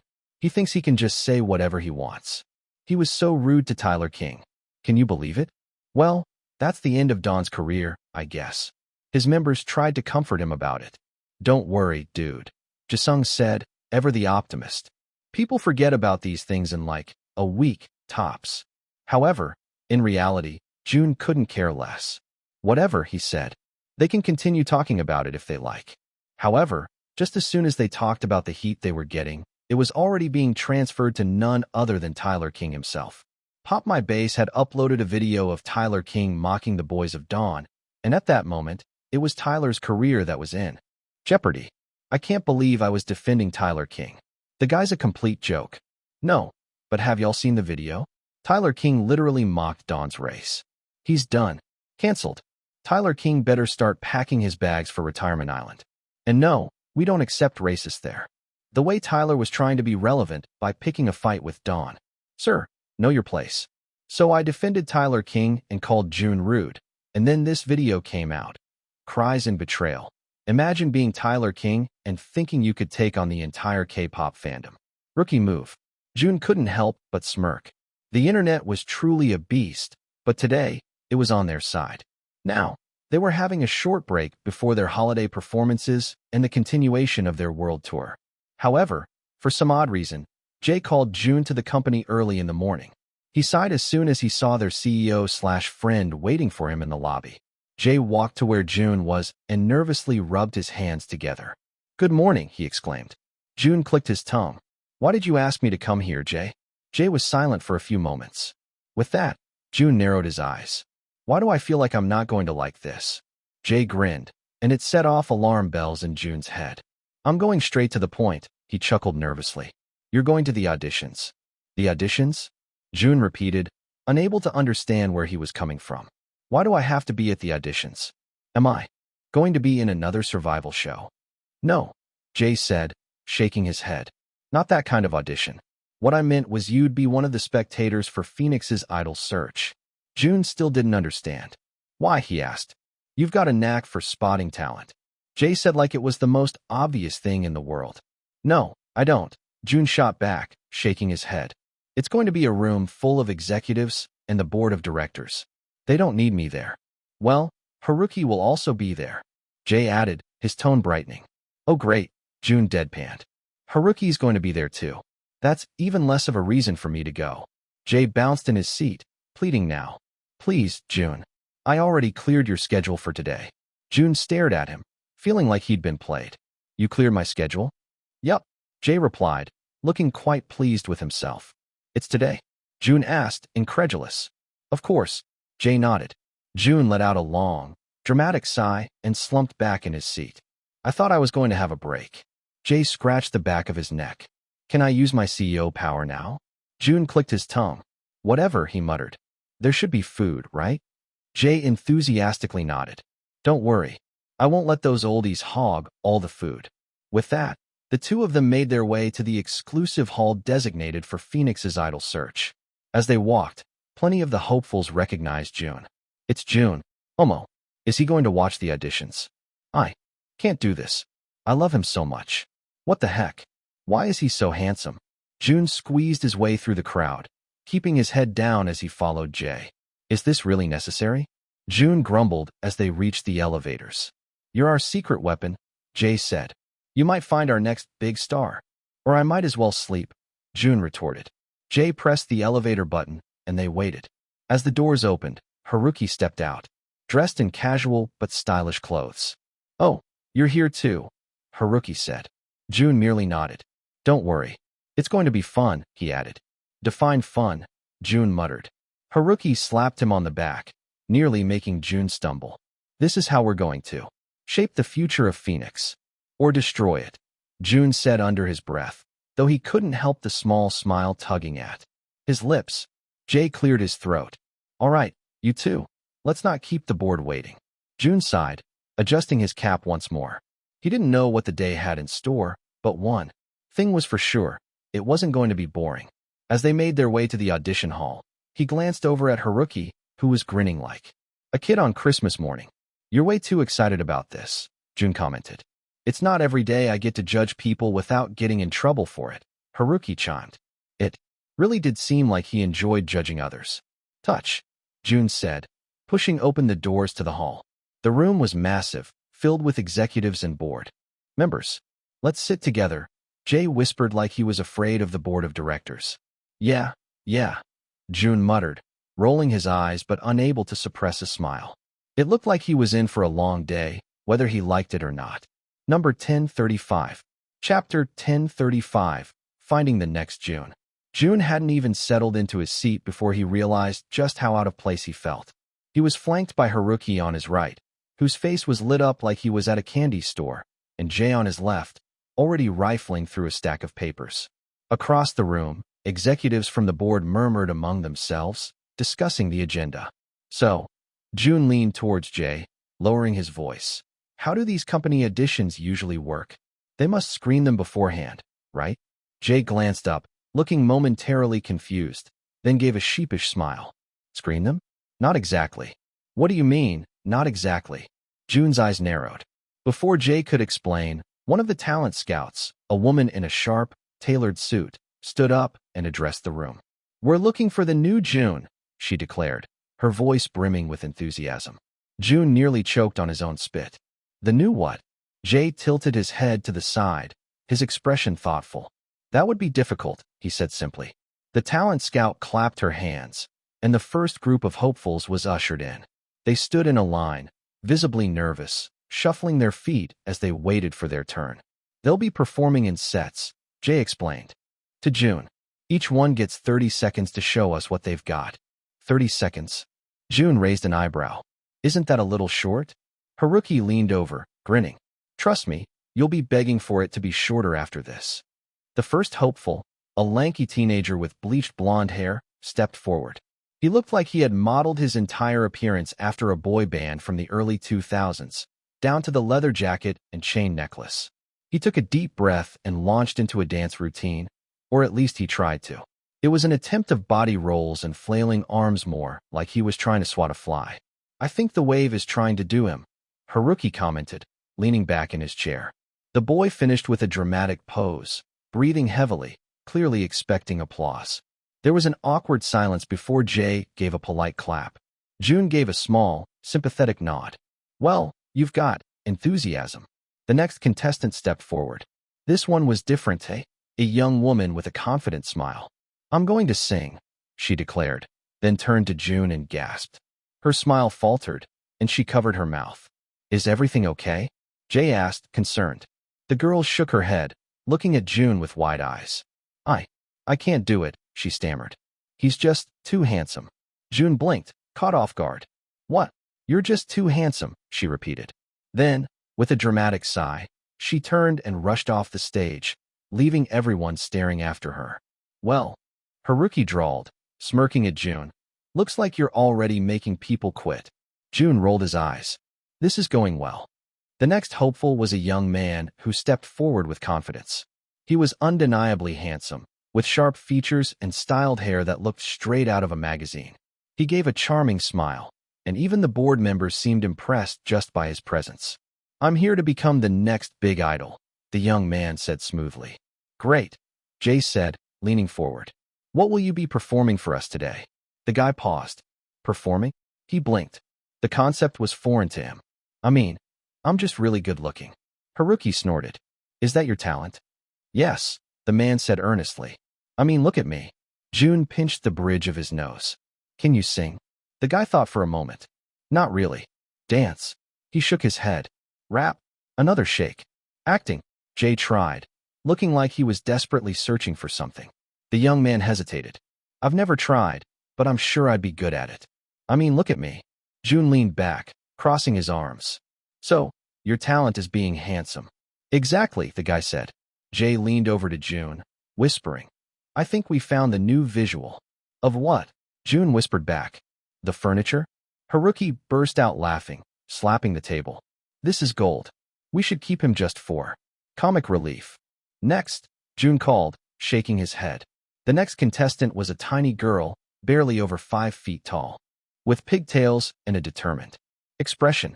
Oh goodness, Jun muttered. She should be in the playground. As she danced, the board of directors seemed pleased. However, Jun wasn't. Although he became a trainee at a young age, he didn't believe in the system of training idols. As young as 11, it just sounded illegal. More and more companies were debuting minors, and Phoenix shouldn't join in on the trend. With that, he turned to Jay and shook his head. Jay scratched the back of his neck. Next, please. A young man stepped up next, holding a guitar. He looked nervous, but he gave a polite bow before strumming a few chords. Jun perked up. Maybe this one would actually be good. The guy started singing, and the first note was so off-key that Jun visibly winced. Yikes, Haruki whispered, covering his mouth with his hand. The hopeful continued, oblivious to the pain he was inflicting on everyone's ears.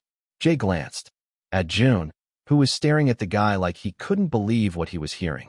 Well, Jun said after the man finished, you've definitely got passion. Thank you, the guy beamed. I just don't think singing is your thing, Jun added gently. The hopeful looked disappointed. Really? Yeah, Haruki jumped in. But hey, you'd be great in a screaming metal band. The guy's eyes lit up. Really? Definitely, Haruki nodded solemnly. Just maybe not in K-pop. After several more performances ranging from confusing to outright bizarre, the room settled into a collective sigh of exhaustion. Jun leaned back in his chair, rubbing his temples. I can't believe people think this is easy, he muttered. Jay chuckled, shuffling through his notes. You've been surprisingly good at this, you know. Haruki nodded in agreement. Seriously, you've given accurate feedback every time. The board is impressed. One of the executives leaned over, whispering to Jay. We really can't find anyone like Jun. He admitted. Jay glanced at Jun, a knowing smile on his lips. That's what I've been saying all along. Number 1036. Chapter 1036, A Simple Life. Jun leaned closer to Haruki, who still seemed to be enjoying the auditioning process. Jun didn't know how many people had sung and danced, but all he knew was that he was tired. How long until this is over? He asked. Haruki looked at his watch and hummed. Well, I was also here last year. It ended around evening. Evening? Jun exclaimed, unable to keep his voice down. Jay, along with the board of executives, turned to him with curious eyes. Jun sighed and ran his fingers through his hair. What did I sign up for? He muttered. It was only the afternoon. They were going to start practicing for their holiday performances tomorrow, too. However, even when Jun was tired, he tried hard to focus on the performances. He knew that a lot of the aspirants plucked up the courage to come to the audition. It probably wasn't an easy decision, so the least thing Jun could do was watch their performances with sincerity, no matter how difficult it was. Like Haruki said, the auditions went on until late into the night. It was well past dinner time, and most of those watching were already fatigued. The executives at the table were now slouched in their seats. The coffee cups in front of them were empty, and their eyes darted toward the clock more than the stage. The last batch of auditionees shuffled nervously in the wings, waiting their turn. Jun pursed his lips. They must have waited for a long time, too. Let's do this, he whispered, waking himself up for the last batch of the day. They started going one by one, and like most of the hopefuls, a lot of them lacked the star factor that Phoenix was looking for. That is until a young man stepped forward. He looked out of place, too simple, almost forgettable. His clothes were plain, a simple white button-up tucked into worn jeans. Slung over his shoulder was a guitar, its strap frayed at the edges. He didn't exude the flashy confidence that so many before him had tried to project. Instead, he seemed grounded, like he belonged to a world far from the entertainment industry. Jun adjusted his posture, intrigued. He glanced down at the profile in front of him. The name, Ivan Lee, was scrawled at the top, followed by a short biography. He skimmed through the details, murmuring under his breath. Ivan Lee, he read aloud, tapping the paper lightly. That's his stage name. He's 17 years old. All right, that's good enough, he continued. His eyes darted to the next section, and his brows furrowed slightly. Came from the province, a farmer. The executives exchanged weary glances, barely looking at Ivan. Jun caught it, and felt slightly irritated. He didn't care how late it was, everyone deserved attention. He was even fighting through his own sleepiness. But more than that, there was something about Ivan. Ivan bowed politely. Good evening. My name is Ivan Lee, and I'll be performing a song I wrote called A Simple Life. One of the executives stifled a yawn, leaning back in their chair. Another original song, they muttered under their breath. Jun's eyes narrowed. Ignoring the murmurs, he leaned closer. Ivan adjusted the strap, strummed his guitar once, and began. I wake up with the morning sun. Feel the earth beneath my feet. The air is clean, the world is still, and this is all I need. He let out a small breath before continuing. No fancy lights, no crowded halls, no rushing through the day, just quiet nights and peaceful skies, where I can find my way. The chorus came, and Jun felt like he was being transported to the simple life that Ivan was singing about. Give me fields of green and skies of blue, a home to keep, a heart that's true. No need for riches, fame, or strife. Just let me live a simple life. The melody was unpretentious. It was bare in its simplicity, yet there was something magnetic about it. Ivan's voice wasn't the most powerful, but it carried sincerity. The executives, despite their tiredness, seemed to sit a little straighter. Jun didn't move. His eyes were locked on Ivan, taking in every note. The lyrics weren't groundbreaking either, but they painted a vivid picture. The final chord lingered in the air. Ivan stepped back, bowing again. "Thank you," he said, quietly. For a moment, the room was still. Then, one of the executives sighed, scribbling something on their notes. "Well, he's got a nice tone," someone muttered dismissively. "Too simple," another said. "Not marketable enough." "Nothing special," a third chimed in, already flipping to the next profile. Jun felt a flash of anger, but he kept his expression neutral. He watched as Ivan took a step back, his shoulders slightly hunched. When the last auditionee had finished, one of the executives clapped their hands together. "All right, that's it. Let's wrap this up." Honestly, no one really stood out for the last batch. "I wouldn't say that," Jun said, his voice cutting through the chatter. The room turned to him, surprised. Jay, seated beside him, raised an eyebrow. "Huh." Jun leaned back in his chair, his arms crossed. "Ivan Lee." One of the board executives let out a short laugh. "The farmer kid? You're kidding, right?" "I'm not," Jun replied firmly. "There's something about him." Another executive groaned. "Jun, I get it. You're tired. We're all tired. But come on. He's not idle material. His song was nice, but it's not enough." Jun stood, placing his hands on the table. "Not enough? Did you even listen to him? That song wasn't just nice, it was honest. Do you know how rare that is? He's not trying to impress anyone with flashy techniques or overproduced tracks. He's real, and we need that." They still looked skeptical. "Real doesn't sell, Jun." "It will," Jun shot back. "Because people are craving authenticity. You let him go, and I guarantee you'll regret it." The room fell silent. Jay studied him for a moment, then leaned back in his chair, a smirk playing on his lips. "You're really putting your neck out for this guy, huh?" Jun didn't flinch. "I am. And I'm right." Jay exhaled sharply, shaking his head. "Fine. You believe in him that much?" "He's in." Jun nodded, feeling a sense of satisfaction. Well, it seemed like Phoenix's future wouldn't be too bad. Number 1037. Chapter 1037, A Special Stage. The early morning sunlight spilled into the hallways of Phoenix Entertainment, but Jun barely noticed it. He stifled a yawn as he trudged toward the auditorium. He thought they were going to start practicing for their holiday performances, yet Jay had summoned them to the auditorium instead. His eyes were heavy from lack of sleep. He had spent hours sorting through profiles and audition tapes with Jay the previous night. He should be given a raise at this point. "You okay?" Jisung asked. Jun nodded, a yawn escaping his lips. He has had better days. But then again, this was better than being in Azure. "What do you guys think we'll be doing today?" Akira excitedly asked. "It's a no-brainer," Rin deadpanned. "We're going to be talking about the Christmas stages." "Well, it won't be much of a problem since we already have a concept for it." Zeth said. "It's really reassuring performing with you guys." "Well, that's a first," Casper scoffed. "You usually compliment yourself first before mentioning the team." Come on, guys," Zeth exclaimed. "You know that I love you. Anyway, why are we going to the auditorium anyway?" Sihun asked. "Shouldn't we be starting our practice today? We're bound to start the Asian leg of the tour after the holidays, too. So, we need all the time we can get." "Beats me," Jae-young said. "Jay called for a meeting this morning." "Well, let's find out," Akira said, opening the doors. As soon as he stepped into the large auditorium, chatters greeted him. The boys of Dawn turned to each other with wide eyes when they saw that most of the groups from Phoenix were inside the room. They spotted Chaos in the middle and Lanier by the side. "What is this?" Sihun asked, turning to Jae-young. Jae-young shrugged, not having an idea. Jay was already at the front of the room, clipboard in hand. He also had dark circles underneath his eyes from lack of sleep, but he still looked jolly as always. Jun made his way over with his group members, greeting Jay with a nod before standing beside him. "Long night?" Jay asked. "I'm sure you'd know," Jun said with narrowed eyes. "I'm surprised you're still standing." Jay chuckled. "Barely."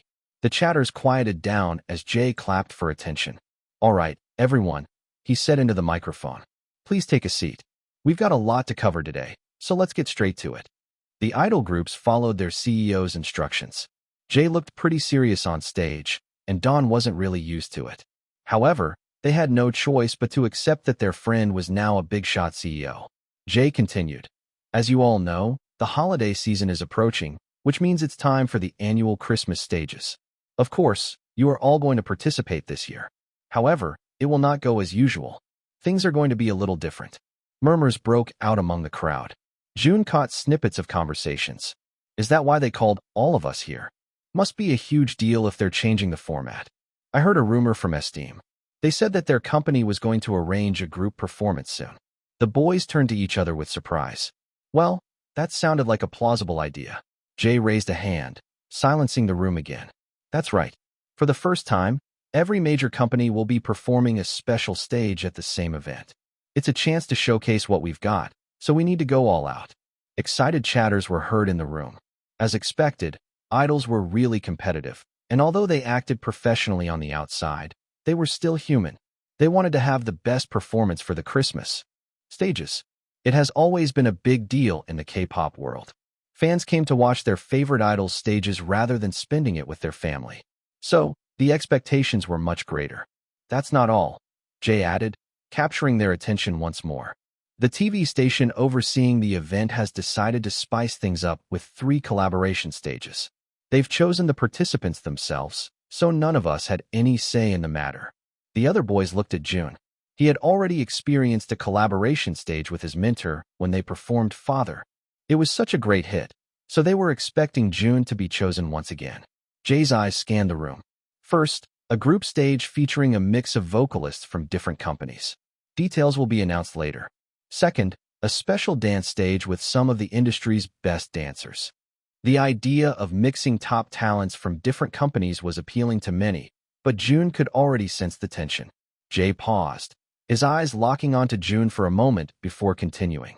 And finally, a duet. Jun's stomach twisted. Oh, he already knew where this was going on. He could just tell by the look on Jay's face.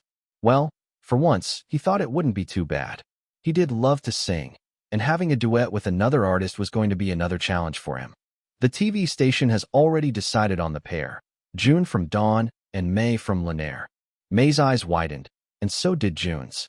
The two of them turned to each other at lightning speed, their expressions mirroring each other's. Jun wasn't against a duet, but with Mei Ling? It just seemed so awkward. It seemed like his sister was also appalled by the idea. Despite her not knowing they were biological siblings in Jun's past life, the feelings still remained. The others congratulated them, not really aware of their real feelings. Along with that, the TV station has decided the song you are going to sing, Jay continued. Jun turned to the stage with wide eyes. Now what was this? Jay opened his mouth, and it was then that Jun heard a ringing sound in his ears. It's going to be a love song. Oh, it just got worse. Jun would much rather jump off a cliff than sing a love song with his sister. Number 1038. Chapter 1038, The Greatest Love. So, what are we going to do now? May asked, looking awkwardly around the room. It was already late in the evening, and they had just finished their respective practices with their group. They were already tired, but of course, the grind never stops. The two didn't know how to start the conversation, and the fact that they had to sing a love song out of all songs was just appalling to them. Can you answer me? May said in frustration. Jun pursed his lips and ran his fingers through his hair. I don't know, he sighed. What do you want me to say? May clicked his tongue. We've already been given this opportunity in the first place. We can't do anything but accept it. I know, Jun said, sounding annoyed. I hate Jay for choosing this song, though. I don't think he chose it, May said. Why don't we look at the lyrics? Jun nodded and went closer to May, who had the lyric sheet in her hands. The title of the song was The Greatest Love. The title alone was enough to send shivers down Jun's spine. It was a love song that a woman had written for her husband when he died. It spoke of the sentiment of someone's love, transcending through life. It was also about loving someone even more when you realized they were gone. In conclusion, it was a sad love song that lovers offered to each other during funerals. They read the first set of lyrics and shook their heads in unison. Oh, I can't do this, May exclaimed. Why do we have to suffer through this? That's what I've been saying, Jun sighed. Should we go to Jay and ask him to let the TV station change the song? May nodded and stood from the floor. The two of them walked toward the door, but stopped when they got near. For a moment, the two of them were silent. It seemed like there were a lot of thoughts running inside of their heads. Going out of the room and complaining to Jay would mean one thing: they weren't up for the challenge. And, of course, the universe knew just how competitive the siblings were. With that, May turned around with a sigh. "Fu just popped up," she said, walking back to her spot and taking a seat. "It's my mission now to finish this performance with you." Jun groaned and sat in front of her once more. "He's a menace, really. What did I do? I didn't give you a mission." "Tell Jun I didn't give you a mission. I don't want him to think I'm a menace." However, May stayed silent. She looked at the lyric sheet once more and sighed. It was true that she didn't want to sing it with Jun. In fact, she didn't want to sing the song with anyone. It was a legendary song for lovers, and as an idol, she always thought she wouldn't be able to pull it off. Yet, at the same time, she wanted to take on the challenge. Jun had been a part of many great stages, but she had only experienced performing with her group. A grand opportunity has presented itself right in front of her. More so than that, it was guaranteed to be a hit, especially since she was going to perform with Jun. As much as she didn't want to admit it out loud, Jun was basically a cheat code when it came to performances. However, even then, she still didn't know how they would sing this duet without cringing. "I think we need to ask ourselves first," May said after a while. "What is your greatest love? Have you ever experienced something like that?" Jun placed his hand under his chin, and then it hit him all at once. What was the greatest thing he had done during his life? How far did he go for love? Well, there was only one answer to that. He joined a gang to feed his family. He didn't eat, so his sister could. He even let himself get transmigrated into the body of a failed trainee and then listened to a flamboyant, slightly evil system, all while trying to become the best idol in the country. Much more than that, he fought his past enemies, all while confronting his present ones. He lost his loved ones along the way, and he developed some trust issues, too. He gained some new friends, a family, even. He garnered fans from all around the world, even if he hadn't met them in person. He was able to star in a movie and a drama by channeling his inner struggles. He was also able to avenge his past self from the people who did him dirty. Subsequently, it didn't only bring benefits to himself, but to an entire industry, one that he was still trying to change until this very moment. Much more than that, he realized why he was here in the first place. The dreams he had buried all along, and the desires he didn't dare say out loud because he thought he didn't have the luxury to it, made him think that life wasn't so bad after all. There was going to be a rainbow after the rain, no matter how cliché that sounded. May looked at him like he had gone crazy. Jun has been silent for a few minutes now, but it seemed like he was thinking about a lot. His face contorted into different emotions all at once. "That's why you're also an actor," May muttered. "Jun." She called his name, but he was still in a dazed state. Jun had realized it now. All of these he didn't do out of spite or hate or revenge. He did it out of love. He did it to save his sister. He did it to keep the family he had. He did it so he could achieve peace within himself. He did all of it because he wanted to. And that was his greatest love, all of it boiling down to one person, the very reason why he started this crazy adventure in the first place. "My greatest love," he muttered, finally uttering something after a couple of minutes. He lifted his head, only to be met with May's curious and weirded-out gaze. He let out a deep breath before finishing his statement. "Is you." Number 1039. Chapter 1039, Yearly Interview. The practice room was silent for a couple of seconds before May erupted into a disgusted rant. "Oh heck no," she exclaimed. "You can't freaking say that. I thought you didn't want to perform this song in the first place." "Me? Your greatest love? You must be out of your mind. I'm going to the bathroom to throw up now." "Ugh," she gagged, nearly dry heaving as she covered her mouth. "I hate this. Take back everything you said."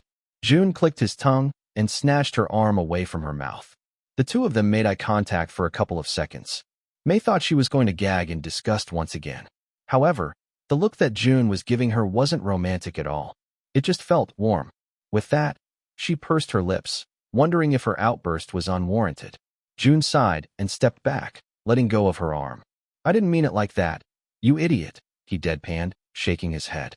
"I would also much rather travel to America, steal a nun's car, drive past the speed limit on an abandoned road, bump into an animal, and eat roadkill without any kind of sanitation or cooking than sing this song romantically with you.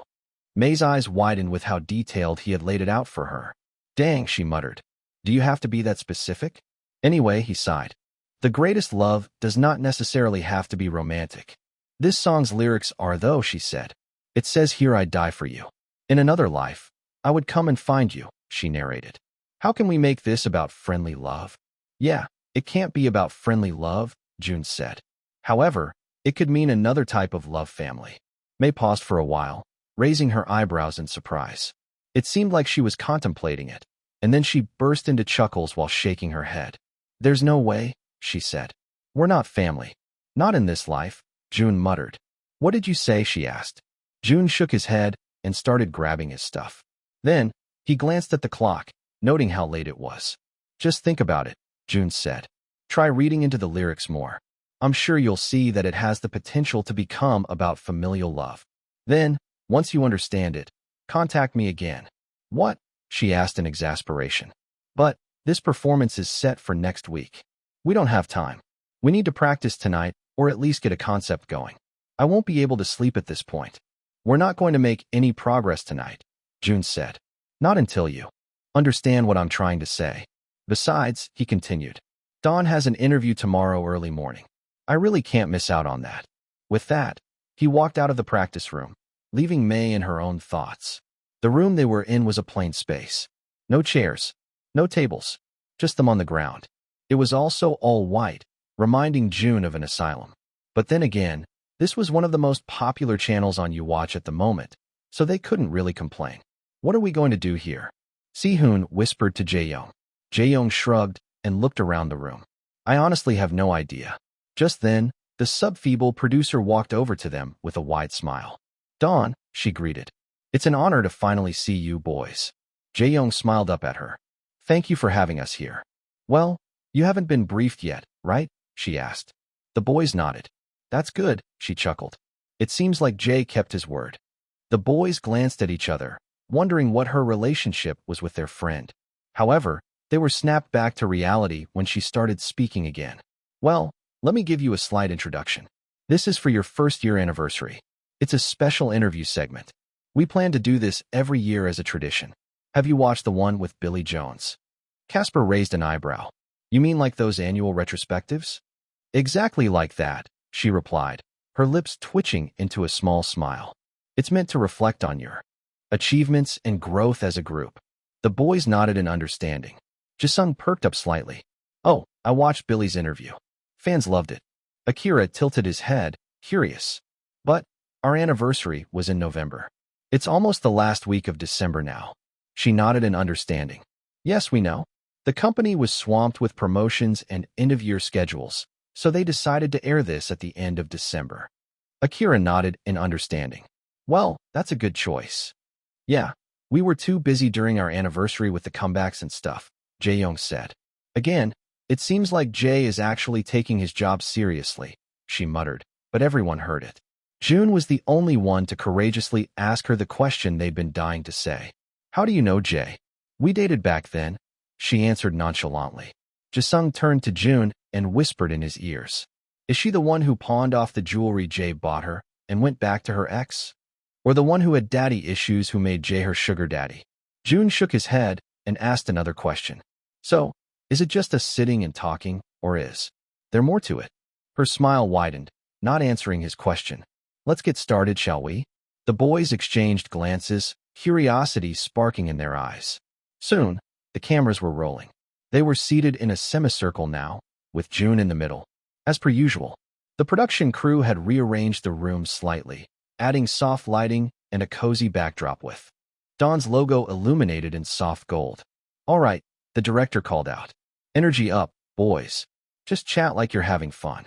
And then, just when they were about to start speaking, something came out from behind the production crew, startling the members. Kittens, number 1040. Chapter 1040, Why We're Here. Was this a hybrid interview?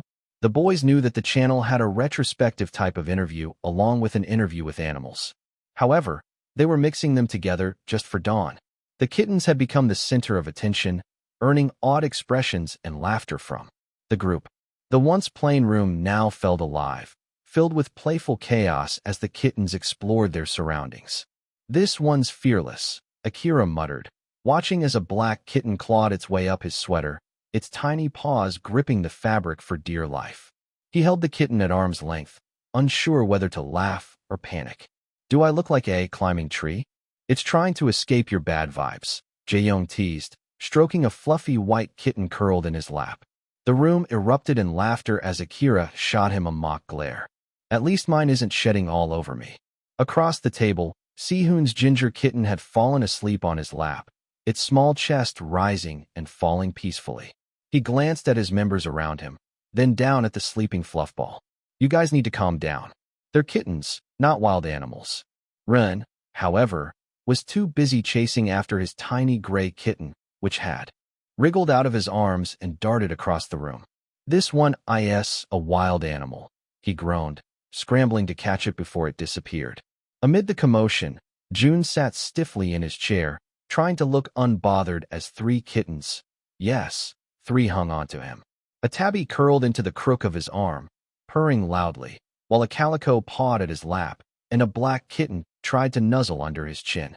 He gave an exasperated sigh, his attempts to gently nudge them away failing. "Why do they all go to him?" Akira asked, arms folded as he eyed Jun's growing collection of kittens. "I only got one." Jisung, cradling his black and white kitten, chuckled softly. "Maybe they can sense who the real softie is." "Me?" Jun scoffed, rolling his eyes. "You can take them away if you like." "The kitty's like the kitty," Casper said with a smirk, earning scattered chuckles. "Shut up."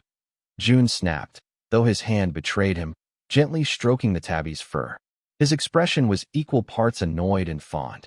Of course, Jun liked it. He acted like a dad who said he didn't want a pet, but cared for it in the end. "It's obvious you love them," Jisung pointed out with a knowing grin. Jun glared at him, but said nothing, choosing instead to focus on the kitten nuzzling his chin. Before anyone could comment, another situation happened. One of the kittens, seemingly overwhelmed by excitement, decided to relieve itself on the pristine white floor. Another followed suit, scratching at the surface. Like it was litter. "Oh no!" Akira groaned, jumping back in horror. "They're pooping." The crew burst into laughter while a staff member rushed in to clean the mess. Meanwhile, Rin held his head in his hands. "This is a disaster." Jun's tabby, not to be outdone, let out a soft meow before adding to the chaos with its own contribution. Jun's expression was one of pure disbelief. "Are you serious right now? The kittens feel comfortable around you," Jazek said, struggling to hide her amusement. "I'd rather they didn't," Jun replied dryly, though he helped wipe the tabby cat before keeping it secure in his arms. Once the room was cleaned up and the kittens settled, the interview resumed. The boys sat back on the ground, each with a kitten either in their lap or curled nearby.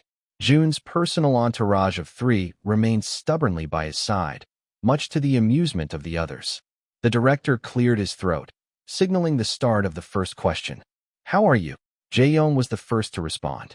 "We're better than ever," he said, glancing at his members with a small smile. "The past few weeks have been great. We went overseas. We're being acknowledged around the world. We even won some awards. It's great, really. Before that, well, we didn't even know if we could stay in the same group. But look at us now." The others nodded in agreement, their expressions reflecting their gratitude and pride. Rin leaned forward slightly, his hand resting on the table. "Yeah, it's been a roller coaster, but we're here, and that's what matters." Casper grinned, his tone lightening the mood. "And now we've got kittens. Can't get much better than this." The crew chuckled, and the director moved on to the next question. "What's the secret to your success?" For a moment, the boys looked at one another, silently deciding who should answer. Then, almost in unison, they turned to Jun. Jun blinked, clearly caught off guard. "Why are you all looking at me?" "Because it's obvious," Zeth said simply, earning murmurs of agreement from the others. "You're the reason for our success," Jisung happily exclaimed. The others nodded in agreement. Zeth, too, agreed without any complaints. Jun sighed, still petting the kittens. "That's not true at all." "It is though," Jae-young said. "You bring in the most fans to our group." Jun shook his head. "At the end of the day, they are still fans of our group. The fact that I brought them into the fandom does not change that. If you ask me, Then I say that the secret is that there's no secret at all, he said, looking directly at the camera. We're not faking it. What you see is what you get. The room grew quiet as he continued. We make music that we like. Of course, we look at the results. We want to succeed, and we want to make our fans proud. But we've reached a point where the most important thing is making good music. Not just for us, but for everyone who listens. For our fans, for people all around the world. His words were simple but heartfelt. The kittens remained still, their soft purring the only sound. That's why we're here. Jun finished, a small smile tugging at the corners of his mouth. Because we're real. Number 1041. Chapter 1041. To Dawn. The kittens had settled down now. They realized that this interview was going to take longer than anticipated, so they had found a home in the arms of the handsome boys. It seemed like no matter what species, Dawn was sure to bring in some new fans. With that, the questions continued, and the boys answered lightheartedly. How is the situation in your group chat? Jisung was the first to jump in, leaning against his arms with a sigh. Chaotic. That's the best way to describe it. Casper chuckled, nodding. It's true. Most of the time, it's me, Jisung, and Akira doing all the talking. Akira raised his hand like he was in class. Guilty as charged. Jisung smiled. Jae-young and Si-hoon are the peacekeepers. If we're arguing about something random, they'll jump in and calm things down. But they're also the ones who'll ghost us if they're busy. Don't forget Zeth, Casper added, glancing at the usually narcissistic member, who was stroking his kitten absent-mindedly. He doesn't say much, but when he does, it's like paragraphs. Out of nowhere. Like novel-length answers. Zeth shrugged, unfazed by the teasing. I just want to make sure I'm thorough. And then there's Run. Jisung continued. Our very own hall monitor. Rin rolled his eyes but didn't deny it. Someone has to make sure you three don't derail the chat every 5 minutes. The group laughed, and all eyes turned to Jun. Zeth was the first to speak up. And Jun? He's just there.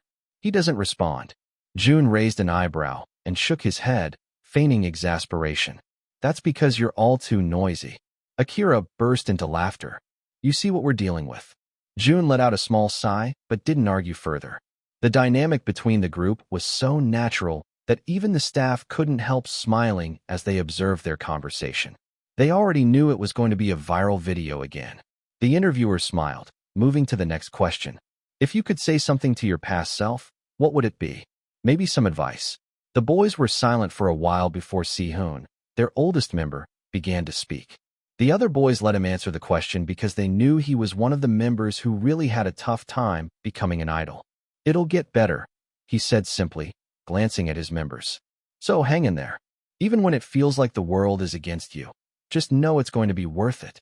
They smiled at Si-hoon. Akira then sniffled dramatically, breaking the silence. Why does that make me want to cry? Seriously, Jae-young joined in. However, he was being serious, contrary to Akira. Si-hoon did a great job. Oh, come on, Si-hoon said. Stop making my story so dramatic. Laughter rippled through the group, lightening the mood once. Again, next question. The interviewer said with a smile, clearly enjoying the energy in the room. What do you guys think about ships? For a second, the boys stared at each other, puzzled. Jun frowned, breaking the silence. Ships? Titanic. The crew burst into laughter, and the interviewer quickly clarified. No. Like shipping. You know, fans pairing you with each other. Realization dawned, and the boys exchanged amused, surprised looks. Wow. Jisung muttered, running a hand through his hair. Bold question. Yeah, I don't think anyone has addressed this in K-pop, Jae-young said, scratching the back of his head. It was quite a controversial topic, so none of them knew how to answer. However, Jun spoke without any hesitation. It's part of the career, he admitted. You can't delineate it from the fandom, it's just how things are. The others nodded in agreement as he continued. It can get a bit weird sometimes since we're real people, but I know most fans don't mean harm by it. They're just having fun. Still, I'd prefer not to see it on my timeline. Then again, we barely have time to scroll through our timelines, so? Jae-young chuckled. True, we're too busy. The interviewer smiled, impressed by their candidness. Fair enough. Next question. Do you see yourselves still being Dawn in the future? Rin spoke up, placing his fingers under his chin. Honestly, it doesn't matter what group name we're under. What matters is that we're together. As long as we stay together, everything else will fall into place. Whether it be eve or dawn, I just want to perform with these guys for a long time. Akira nodded in agreement. That's right. I'm glad that we were able to get out of our past contract, too. Otherwise, we would have been bound to our past companies and would only get to perform together for 3 years. The other boys sighed as they thought about their previous situation. Now, their relationship was stronger than ever. And lastly, the interviewer said, her tone softening, "What would you like to say to your future selves?" The boys took turns answering, their responses ranging from lighthearted to heartfelt. "Don't mess this up," Jisung said with a grin. "Seriously, don't. Keep growing," Rin added simply. "You're doing well. Don't take everything so seriously," Akira chimed. Is Luther still alive?" Casper asked. "He should be. I hope you continue leading your team without complaints," Jaeyoung said. "Look after your members. They're your greatest treasure," Sehun added. "Stay healthy," Zeth said, earning nods of agreement from the others. "And handsome," he quickly added, making the others groan. Finally, it was Jun's turn. The room grew quiet as he looked at the camera. "Are you well?" he began. "I hope you are. Don't lose the passion," he continued. "No matter how tough it gets, no matter how much the world changes around you, I hope you're still here. Still fighting, still dreaming." His voice softened, and he glanced briefly at the kittens before returning his focus to the camera. "And don't forget why you started. For the music. For the fans. For yourself. Just don't lose that." The silence that followed was comforting. The boys exchanged quiet looks, knowing they would come back to this next year. Number 1042. Chapter 1042. Everything comes with a price. "We're going to kill it again," Zeth said, sitting on the floor while shaking his head. Just then, he wiped something wet from his brow. This feels disgusting. I feel so hot." Rin turned to him with raised eyebrows. "You're sweating," he said. Zeth felt like the world had turned upside down. "What?" he asked, a chuckle bubbling from his lips. Rin burst into laughter while Jisung innocently wiped his forehead. "Whoa, you're really sweating," Jisung said. "I can't believe it. Isn't this the first time?" Zeth's face was drained of color while the others went back to their respective conversations. "Guys," he exclaimed, standing from the floor. "What should I do? What happens now?" Akira turned to him with a chuckle. "Nothing happens," he said. "You're sweating. It's normal. Now, you're like the rest of us." Zeth fell to his knees, creating a loud sound. His hands balled into fists as he stared up at the ceiling. "This was what I was afraid of," he muttered, shaking his head. "All right," Jaeyoung clapped. "I think we're done for the night. We'll have the last practice tomorrow before heading to our schedule the day after." The other boys nodded. Meanwhile, Zeth was still in turmoil. However, Rin hoisted him up and led him out of their practice room. Meanwhile, as Jun grabbed his water bottle and towel, his mind wandered elsewhere. There were only 2 days left until their highly anticipated Christmas performance, and she hadn't reached out to him once. No calls, no texts. He shook his head. It seemed like she still wasn't ready for the performance. "You good, bro?" Jisung called, slinging an arm over his shoulder. Jun nodded. "Yeah, just thinking about the duet performance." Jisung gave him a knowing look, but didn't press further. The group began packing up, the chatter turning lighthearted as they joked about holiday plans and the number of gifts their fans had sent to the agency.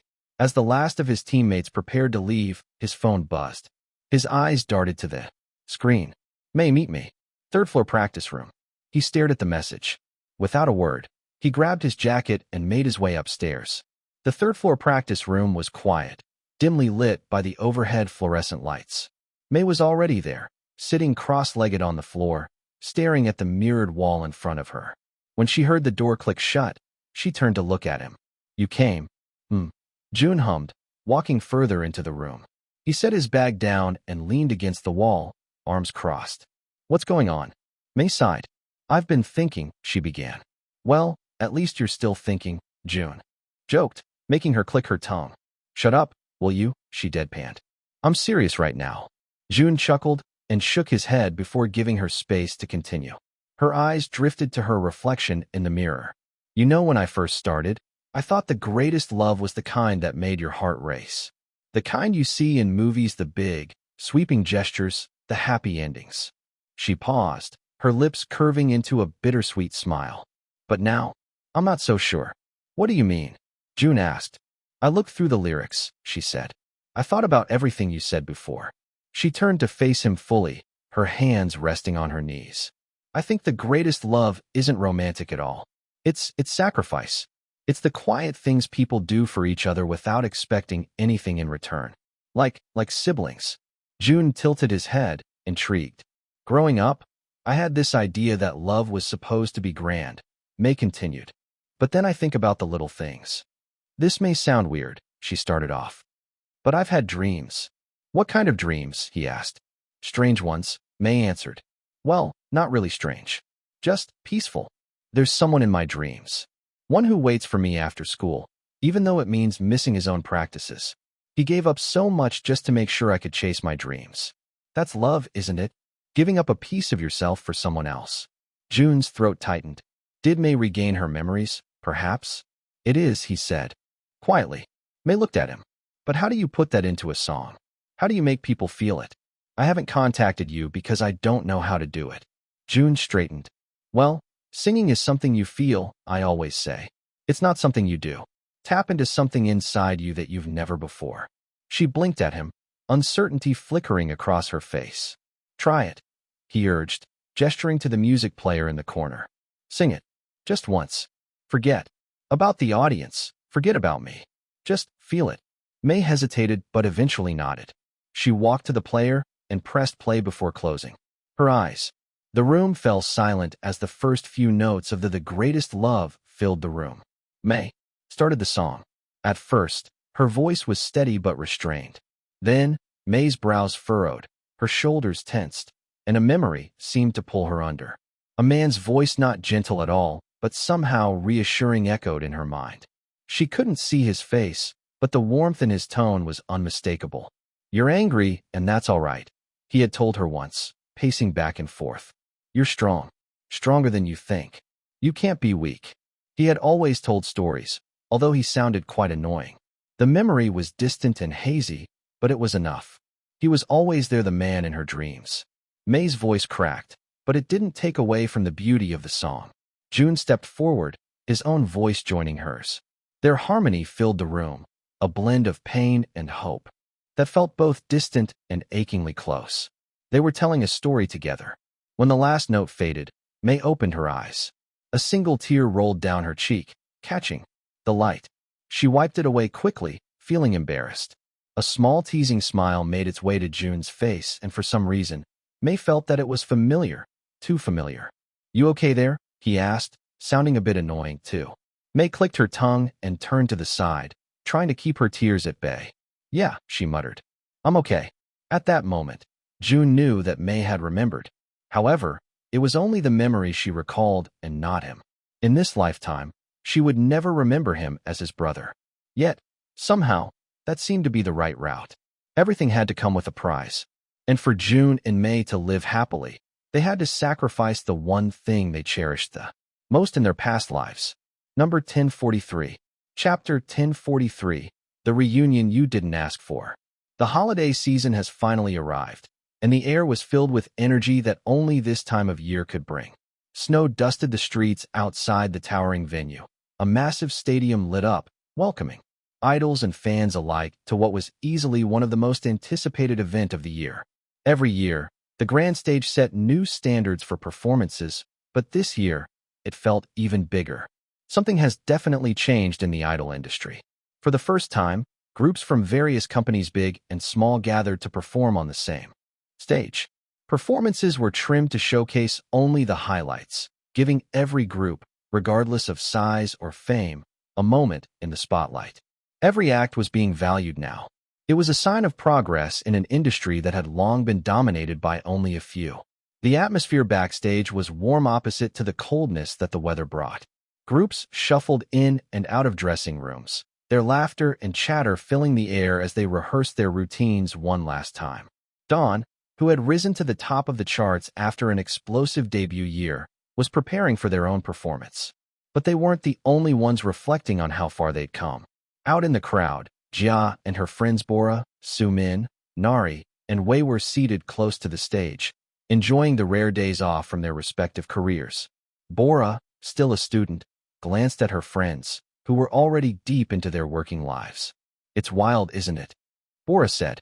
You're here now, watching this as professionals. Just a year ago, we were all students freaking out over whether we'd even get tickets. Sumin nodded, a nostalgic smile on her face. Feels like a lifetime ago. Ah, I feel old. Wei chuckled, leaning back in her seat. Yeah, but let's be real, we've got heavier responsibilities now, but at least we're getting paid for them. Coming from you? Nari asked. You're definitely overpaid by your dad. Wei was about to retaliate, but then closed her mouth. I won't argue about that. Well, it's still true. Jia agreed, laughing slightly. But don't you kind of miss it? Going back to school? Nope. The group replied in unison, making Bora burst into laughter. Not even a little? Bora pressed, grinning. Sumin shrugged. Okay, maybe a little. The carefree part, sure. But honestly, this feels better. Money makes it all better. Now, I can watch this without pestering my mom. Yeah, and now, I have to eat rice and kimchi for days, Nari chimed, shaking her head. Wei placed her hand over hers. Don't worry. I can feed you guys if your money isn't enough. The group burst into chuckles. Not far away, in the exclusive VIP section, another reunion was taking place. Gun, Ji-hyun, and Miho, three of the most celebrated mentors from the hit survival show Rising Stars, had found themselves seated next to each other. Look at this, Gun said, shaking his head in amusement as he gestured to the three of them. Some kind of reunion, huh? We're all here. Ji-hyun laughed, crossing her legs as she leaned back in her seat. It's been ages since we've all been in the same place. Last time was Rising Stars. Miho finished for her, smirking. Ah, it's only been a year, but it already feels like 1,000 chapters had passed. It really does, Ji-hyun agreed, glancing at the stage. Back then, we were the ones in the spotlight. Now look at us, sitting in the audience while our former trainees steal the show. Gun snorted, folding his arms. Don't act like you're not proud. You're practically glowing over there. Ji-hyun rolled her eyes, but smiled nonetheless. Of course I'm proud. It's just surreal. When we were mentoring them, did you ever think they'd reach this level? Dawn especially. Miho added, his tone thoughtful. They're the biggest name here tonight. It's crazy to think we had a hand in shaping that. Gun chuckled, though his gaze softened as he thought back to those days. Remember when I hated Jun? Couldn't stand the guy. Too cocky, too stubborn. But damn if he didn't prove me wrong. You love him now, Miho retorted. Gun smiled. I won't deny that. Miho leaned forward, resting his elbows on his knees. What about you, Ji-hyun? Now that the show is long over, I can talk about it. You had a thing for Jun, didn't you? Ji-hyun groaned, burying her face in her hands as the two men burst into laughter. Oh, come on. Are we really bringing that up right now? Absolutely, Gun said, grinning. It's all part of the history. And hey, it's not like you were the only one. Half the trainees had a crush on him. True, Miho admitted, his laughter dying down as he glanced at the stage. Ji-hyun tilted her head to the side. All of the trainees were men. You get what I mean, Gun said. They like him the same way that I do. Somehow, that makes it even weirder, Ji-hyun muttered. Anyway, Gun continued. We've seriously come so far. From being mentors to watching them become world stars. It's incredible. The three of them fell silent for a moment, recalling everything that had happened for the past year. Just as the trio in the VIP section began reminiscing, another trio showed up only to begin arguing out loud. The performances have not even started, but I know that Jun will be absolutely perfect. Choi Pablo burst into their row, dragging Jenny, his ever-patient assistant, along. His dramatic entrance turned several heads, though most were already used to his larger-than-life personality. Of course, he's perfect, Lee Sik muttered. He's my mentee. It's only expected. Your mentee? Pablo exclaimed while turning to the old man. He is my muse. Thus, he is perfect. Don't get it twisted. Lee Sik's eyebrows raised in surprise, crossing his arms in front of his chest. Oh, you're going down that route. Why don't we talk about who truly shaped Jun into who he currently is, huh?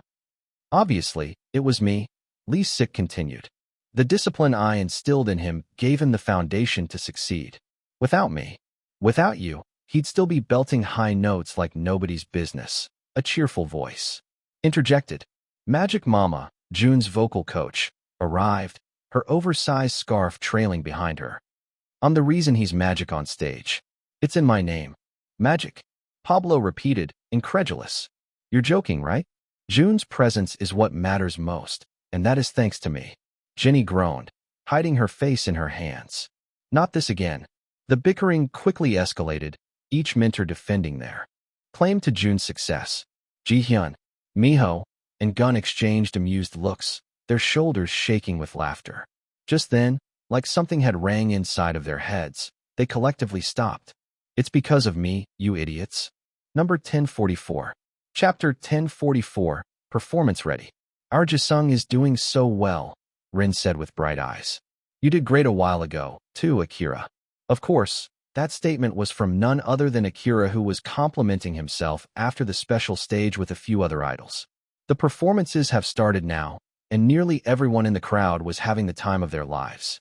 The organizers outdid themselves this time, and rightfully so. The industry really needed a fresh change in order to create a better community. The special stages were now on full display. The dance team was on the stage, consisting of various main dancers from idol groups.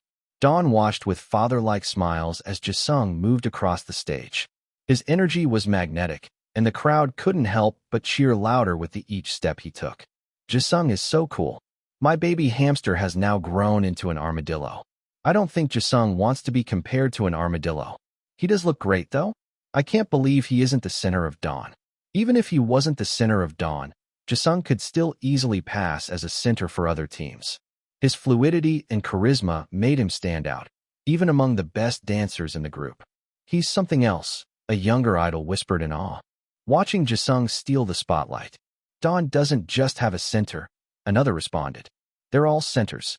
Meanwhile, much to his dismay, Jun had to prematurely stop watching their performance because he was up next. Jun adjusted the cuff of his jacket, readying himself for his special stage with Mei Ling. The hallways were filled with other idols mingling with each other. So, when Jun stepped out, whispers were heard around him. Omo, it's Senior Jun. Isn't he so handsome? I can't lie. He's the most handsome person I've seen in my whole life. He's like a manhwa character brought to life. As he passed by, younger idols quickly bowed, almost tripping over themselves in their eagerness to show respect. Even the older idols watched him with admiration. Most of them knew the impact that Dawn had on the industry. After speaking out against their company and demanding better treatment, a lot of companies started taking care of their idols more. Jun acknowledged the attention with a faint nod. When he reached the backstage area, he spotted Mei Ling standing near the edge, her hands trembling slightly as she stared at the floor. She looked up as Jun approached, frowning when she saw the teasing look on his face. Why are you looking at me like that? She asked with narrowed eyes. Jun raised an eyebrow, tilting his head as he noticed her fidgeting hands. Your hands are shaking, he said flatly. Thank you, Captain Obvious, Mei retorted, closing her eyes to block out his presence. Just then, Jun reached out to touch her arm. However, she backed away before he could make contact. Whoa, she said. We've gotten close, but I don't need you to comfort me. Jun sighed and shook his head. Comfort you? Why would I do that? He leaned slightly closer, brushing something off her shoulder. You had a bug on you. Her eyes snapped open, widening in horror. What? Where? She frantically patted herself down. Jun stepped back, his smirk now full-blown. Relax. There wasn't really a bug. I just wanted to see your reaction. Her face turned red, and she glared at him, her earlier nerves forgotten in the heat of her irritation. You're so annoying. But you're not shaking anymore, he pointed out. Mei paused, realizing he was right. She exhaled deeply, shaking her head as she tried to calm herself further. Fine, whatever. Let's just get this over with. You okay now? Jun asked, his voice softer this time. She looked up at him, her annoyance fading slightly. Yeah, I'm fine. Let's go. Jun smiled in amusement. We've prepared for this, all right? Act like we're still in the practice room. Don't mind the audience. Once you lose the mindset of wanting to please them, they're going to like the performance even better. Mei chuckled. Speaking from experience? Of course, Jun said. The siblings/non-siblings duo waited for the dance performance to finish. Jun continued to watch Jisung on the monitor and nodded in acknowledgement. He was really killing out there. After a while, the dance performance finally ended, so the staff gave a signal to Jun and Mei. The two of them walked toward the stage. Backstage staff paused in their work to steal glances at the pair, whispers of admiration trailing in their wake. They look like they walked straight out of a painting. I can't believe we're about to witness this. Whoever chose this lineup is a genius. Do you know the song they're performing, though? As the lights dimmed and the stage came into view, Jun and Mei stepped forward, their figures illuminated by soft, ethereal lighting. Gasps echoed through the venue as their faces were displayed side by side on the massive screens. They look like they could be siblings, someone murmured. Or deities, another countered. I can write a whole freaking paragraph about how Jun and Mei are actually siblings in their past life. It's just a canon event. You can't convince me otherwise. How much do I have to pay to look like this? Girl, you would need to pay for a lot. It looks like they're singing a love song, though. No, Jun can't sing a love song with anyone else but me. Take your meds. The cameras captured their every movement. It could be seen that they were a little bit nervous, but to be frank, most people were blinded by their face cards to even notice. Their resemblance was striking yet. It looked like they shared an unspoken connection that transcended their physical features. The anticipation in the air increased as the music began to play. Then came the murmurs of confusion. Wait, is this? They're going to sing that song? Isn't that a song for dead lovers? Number 1045. Chapter 1045. Full Circle. The opening melody filled the air, and with it came the whispers of confusion. After all, this was Jun, the idol who trended simply by existing, and standing alongside him was the rookie idol Mei. The two of them had been linked before. Their resemblance and chemistry offstage sparked endless speculation. To some, they seemed like siblings, bound by their uncanny similarities. To most, though, they felt like a couple, especially since they looked alike. You know that saying that lovers who look alike will stay together forever? However, under the stage lights, along with the haunting notes of the song, all speculation fell silent. Mei began the first verse, trembling slightly at the starting note. You're born into this earth to love, but no one tells you how it ends. With silence where your voice once was, and memories sharper than time. The lyrics were vague, abstract, even lines about love and separation that left room for interpretation. Mei didn't look at Jun. Her gaze focused somewhere beyond the crowd. Jun let out a small smile. It was as if she had forgotten about everything they'd practiced. Yet, somehow, Jun knew it would complement the performance well. Jun followed, his voice soft yet powerful, making the audience lean in closer. He, too, avoided her gaze, his eyes cast downward. Is this how love goes? The sound of your laugh still lingers. But your touch is only a shadow. I reach for you, but you're not there. This is already the best stage of the night. I didn't know Mei could sing this well. It's not even the technicalities. They're singing with their hearts. I think that's the most important feature of the song. And then came the chorus. The music remained soft, but Jun's and Mei's voices hit the audience like a bus. The two turned to face each other, their eyes locking for the first time. The moment sent shivers through everyone watching. Their voices rose in harmony, blending together perfectly. What is the greatest love? Is it holding on when you've let go? Or letting go while holding on? Is it living while you're dying inside? Mei Ling's hand rose to her chest, her fingers curling into the fabric of her dress. Her face twisted into an expression of pain, her lips trembling as she sang. It wasn't planned, but the audience couldn't tell. To them, it was all part of the performance, proving her ability to showcase the song's emotion to the fullest. Jun noticed, his brow furrowing slightly as he continued to sing. But rather than breaking the moment, it merely fueled him. His voice grew richer, giving the song even more depth than before. I still feel you in the quiet moments. The brush of wind, the smell of rain. It's cruel how the world keeps spinning. When mine has stopped.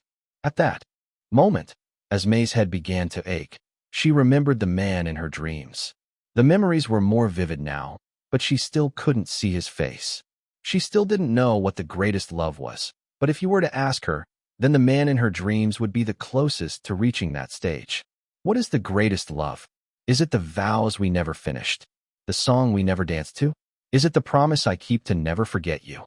On the other hand, Jun thought about everything he had endured to reach this stage, everything he had sacrificed. The late nights, the bruises, always feeling on edge. There were moments of doubt when he wondered if it was all worth it. He had downplayed it for so long, brushing off the hardships as just part of his job in White Tiger. But now, under the spotlight, it all came flooding back. You once said, "I'd die for you." But I didn't know love would ask it. I didn't know goodbye could be so final, or that my heart could break so quietly. "I'll miss you in every life," I whisper to the night, because even now, even here, you feel so near. And yet, through it all, there had been love. The kind that asked for sacrifices but gave back tenfold in meaning. He poured all of that into the song, making the lyrics feel less like words and more like a memory. Is this what we say to the greatest love? A love that lingers, even in death. A love that never fades, but never truly heals. And when my time comes, will you be there?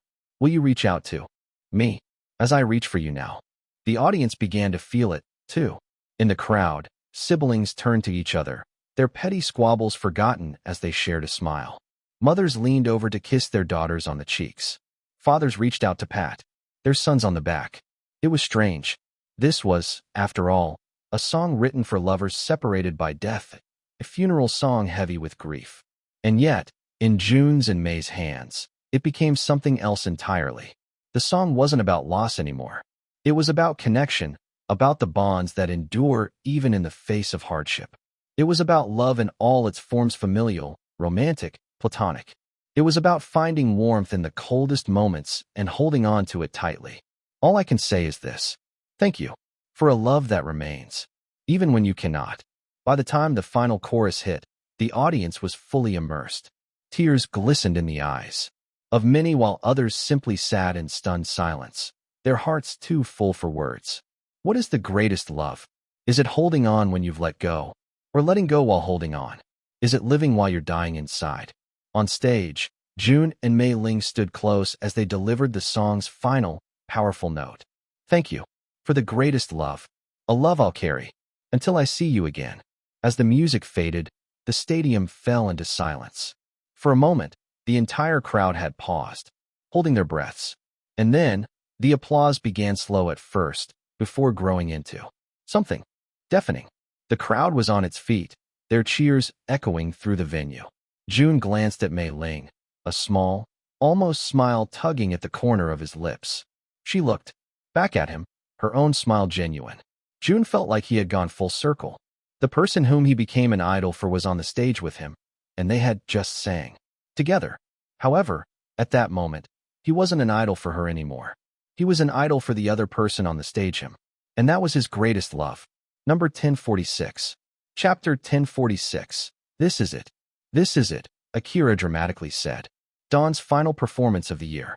The group had done everything to keep the members together, and they have come so far. From surviving a show together and now putting on countless performances, Dawn are known as living legends. They have become the top-grossing idols with only a little over a year into their career, and a lot of people are anticipating what the future will hold. Oh, what a journey it has been. Who knew it would come to this? He even fake sobbed. The end is near now, dash. Ouch. His dramatic monologue was cut short when Jae-young slapped the back of his head. Jae-young shook his head as he stood from the couch. You're acting as if our career is coming to a close. It kind of is, Akira muttered. It would be a while before we get to see our fans again. That's not true, Jisung said, shaking his head. We'll always be engraved in their hearts. They're already used to us, and when they miss us, they can just look back on everything we've done. It's been written on paper. There's also plenty of videos online. I guess all things are temporary, Casper said before pursing his lips. We can't keep doing this forever, you know? Rin sighed. You're also acting as if this is a goodbye. It's really not. We're even going to resume our tour by next year. June watched them with amusement. Come on now, he said. We're up next. The boys snapped out of their sentimental facades and put on their game faces as they walked to the stage, the place where they all belonged. They weren't the last performers of the night, especially since there were a lot of senior artists present for the night. However, they might as well be. The door creaked open, and a staff member poked their head inside. It's time. The room fell silent for a brief second before everyone straightened up. No words were exchanged as they moved together. As the door clicked shut behind them, they were greeted by the roar of the crowd beyond the stage. The hallway leading to the stage was dimly lit, shadows stretching long across the polished floor. Other artists and staff parted as they passed, their heads nodding in acknowledgement. Whispers followed them, murmurs of admiration and respect that could be felt even amidst the noise. Jun stayed at the back, letting his team lead. He watched them walk ahead. A small smile tugged at the corner of his lips. The hallway grew darker as they approached the backstage area. The lights faded, leaving only the faintest glow to guide their way. Jun's steps slowed as he looked ahead, his gaze locking onto the silhouettes of his teammates. The darkness wrapped around them, but they were unmistakable. Rin's sharp stride, Casper's slight bounce, Jisung's jittery walk, Jaeong's steady pace, Akira's cheerful steps, Sehun's calm aura, and Zeth's model saunter. Each one of them was unique, yet perfectly in sync. Jun shook his head, a quiet laugh escaping him. Without realizing it, he came to a stop. His feet refused to move as he stood there, frozen in awe.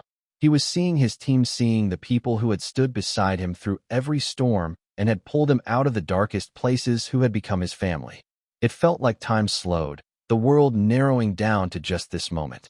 It was cliché and pretty corny, but hey, Jun could make a few exceptions. Sensing his stillness, his team turned around. One by one, they glanced back, their faces illuminated by the faint light. They didn't say anything at first, just smiled, those warm, knowing smiles that said everything words couldn't. Jisung was the first to step back, reaching out a hand. "Bro." The rest followed, their voices sounding both teasing and encouraging. Jun couldn't catch the exact words, but it didn't matter. "Dawn," Jaeyoung said, cutting through the noise. "Time to shine." They pulled him forward, their hands on his shoulders, his back. Jun chuckled, the sound spilling out before he could stop it. As they went closer to the curtain backstage, the darkness pressed closer, and then light. The stage lights blazed to life. The cheers erupted, shaking the ground beneath them. Jun blinked against the brightness, momentarily overwhelmed. They stepped onto the stage, and the noise grew impossibly louder. "Dawn! Dawn! Dawn!" The crowd stretched as far as the eye could see. Jun couldn't make out every individual, but he didn't need to. What he saw was enough: their joy and excitement. It was surreal. The moment hit him all at once, leaving him breathless. This wasn't just about their performance or their success. This was about every struggle they had endured, every challenge they had overcome, every bond they had forged. It was about the people who believed in them, who supported them even when the odds were against them. Jun's gaze swept across the stage, landing on his teammates. They stood there, shoulders squared and heads high. The music started. Jun took a deep breath, his chest rising and falling in time with the rhythm. He stepped forward. The crowd's cheers rose and fell, a living, breathing entity that fed off their energy and gave it back thousandfold. And yet, amidst the lights and the noise, a quiet thought settled in Jun's mind. It really did feel like the end, like the culmination of everything they had worked for.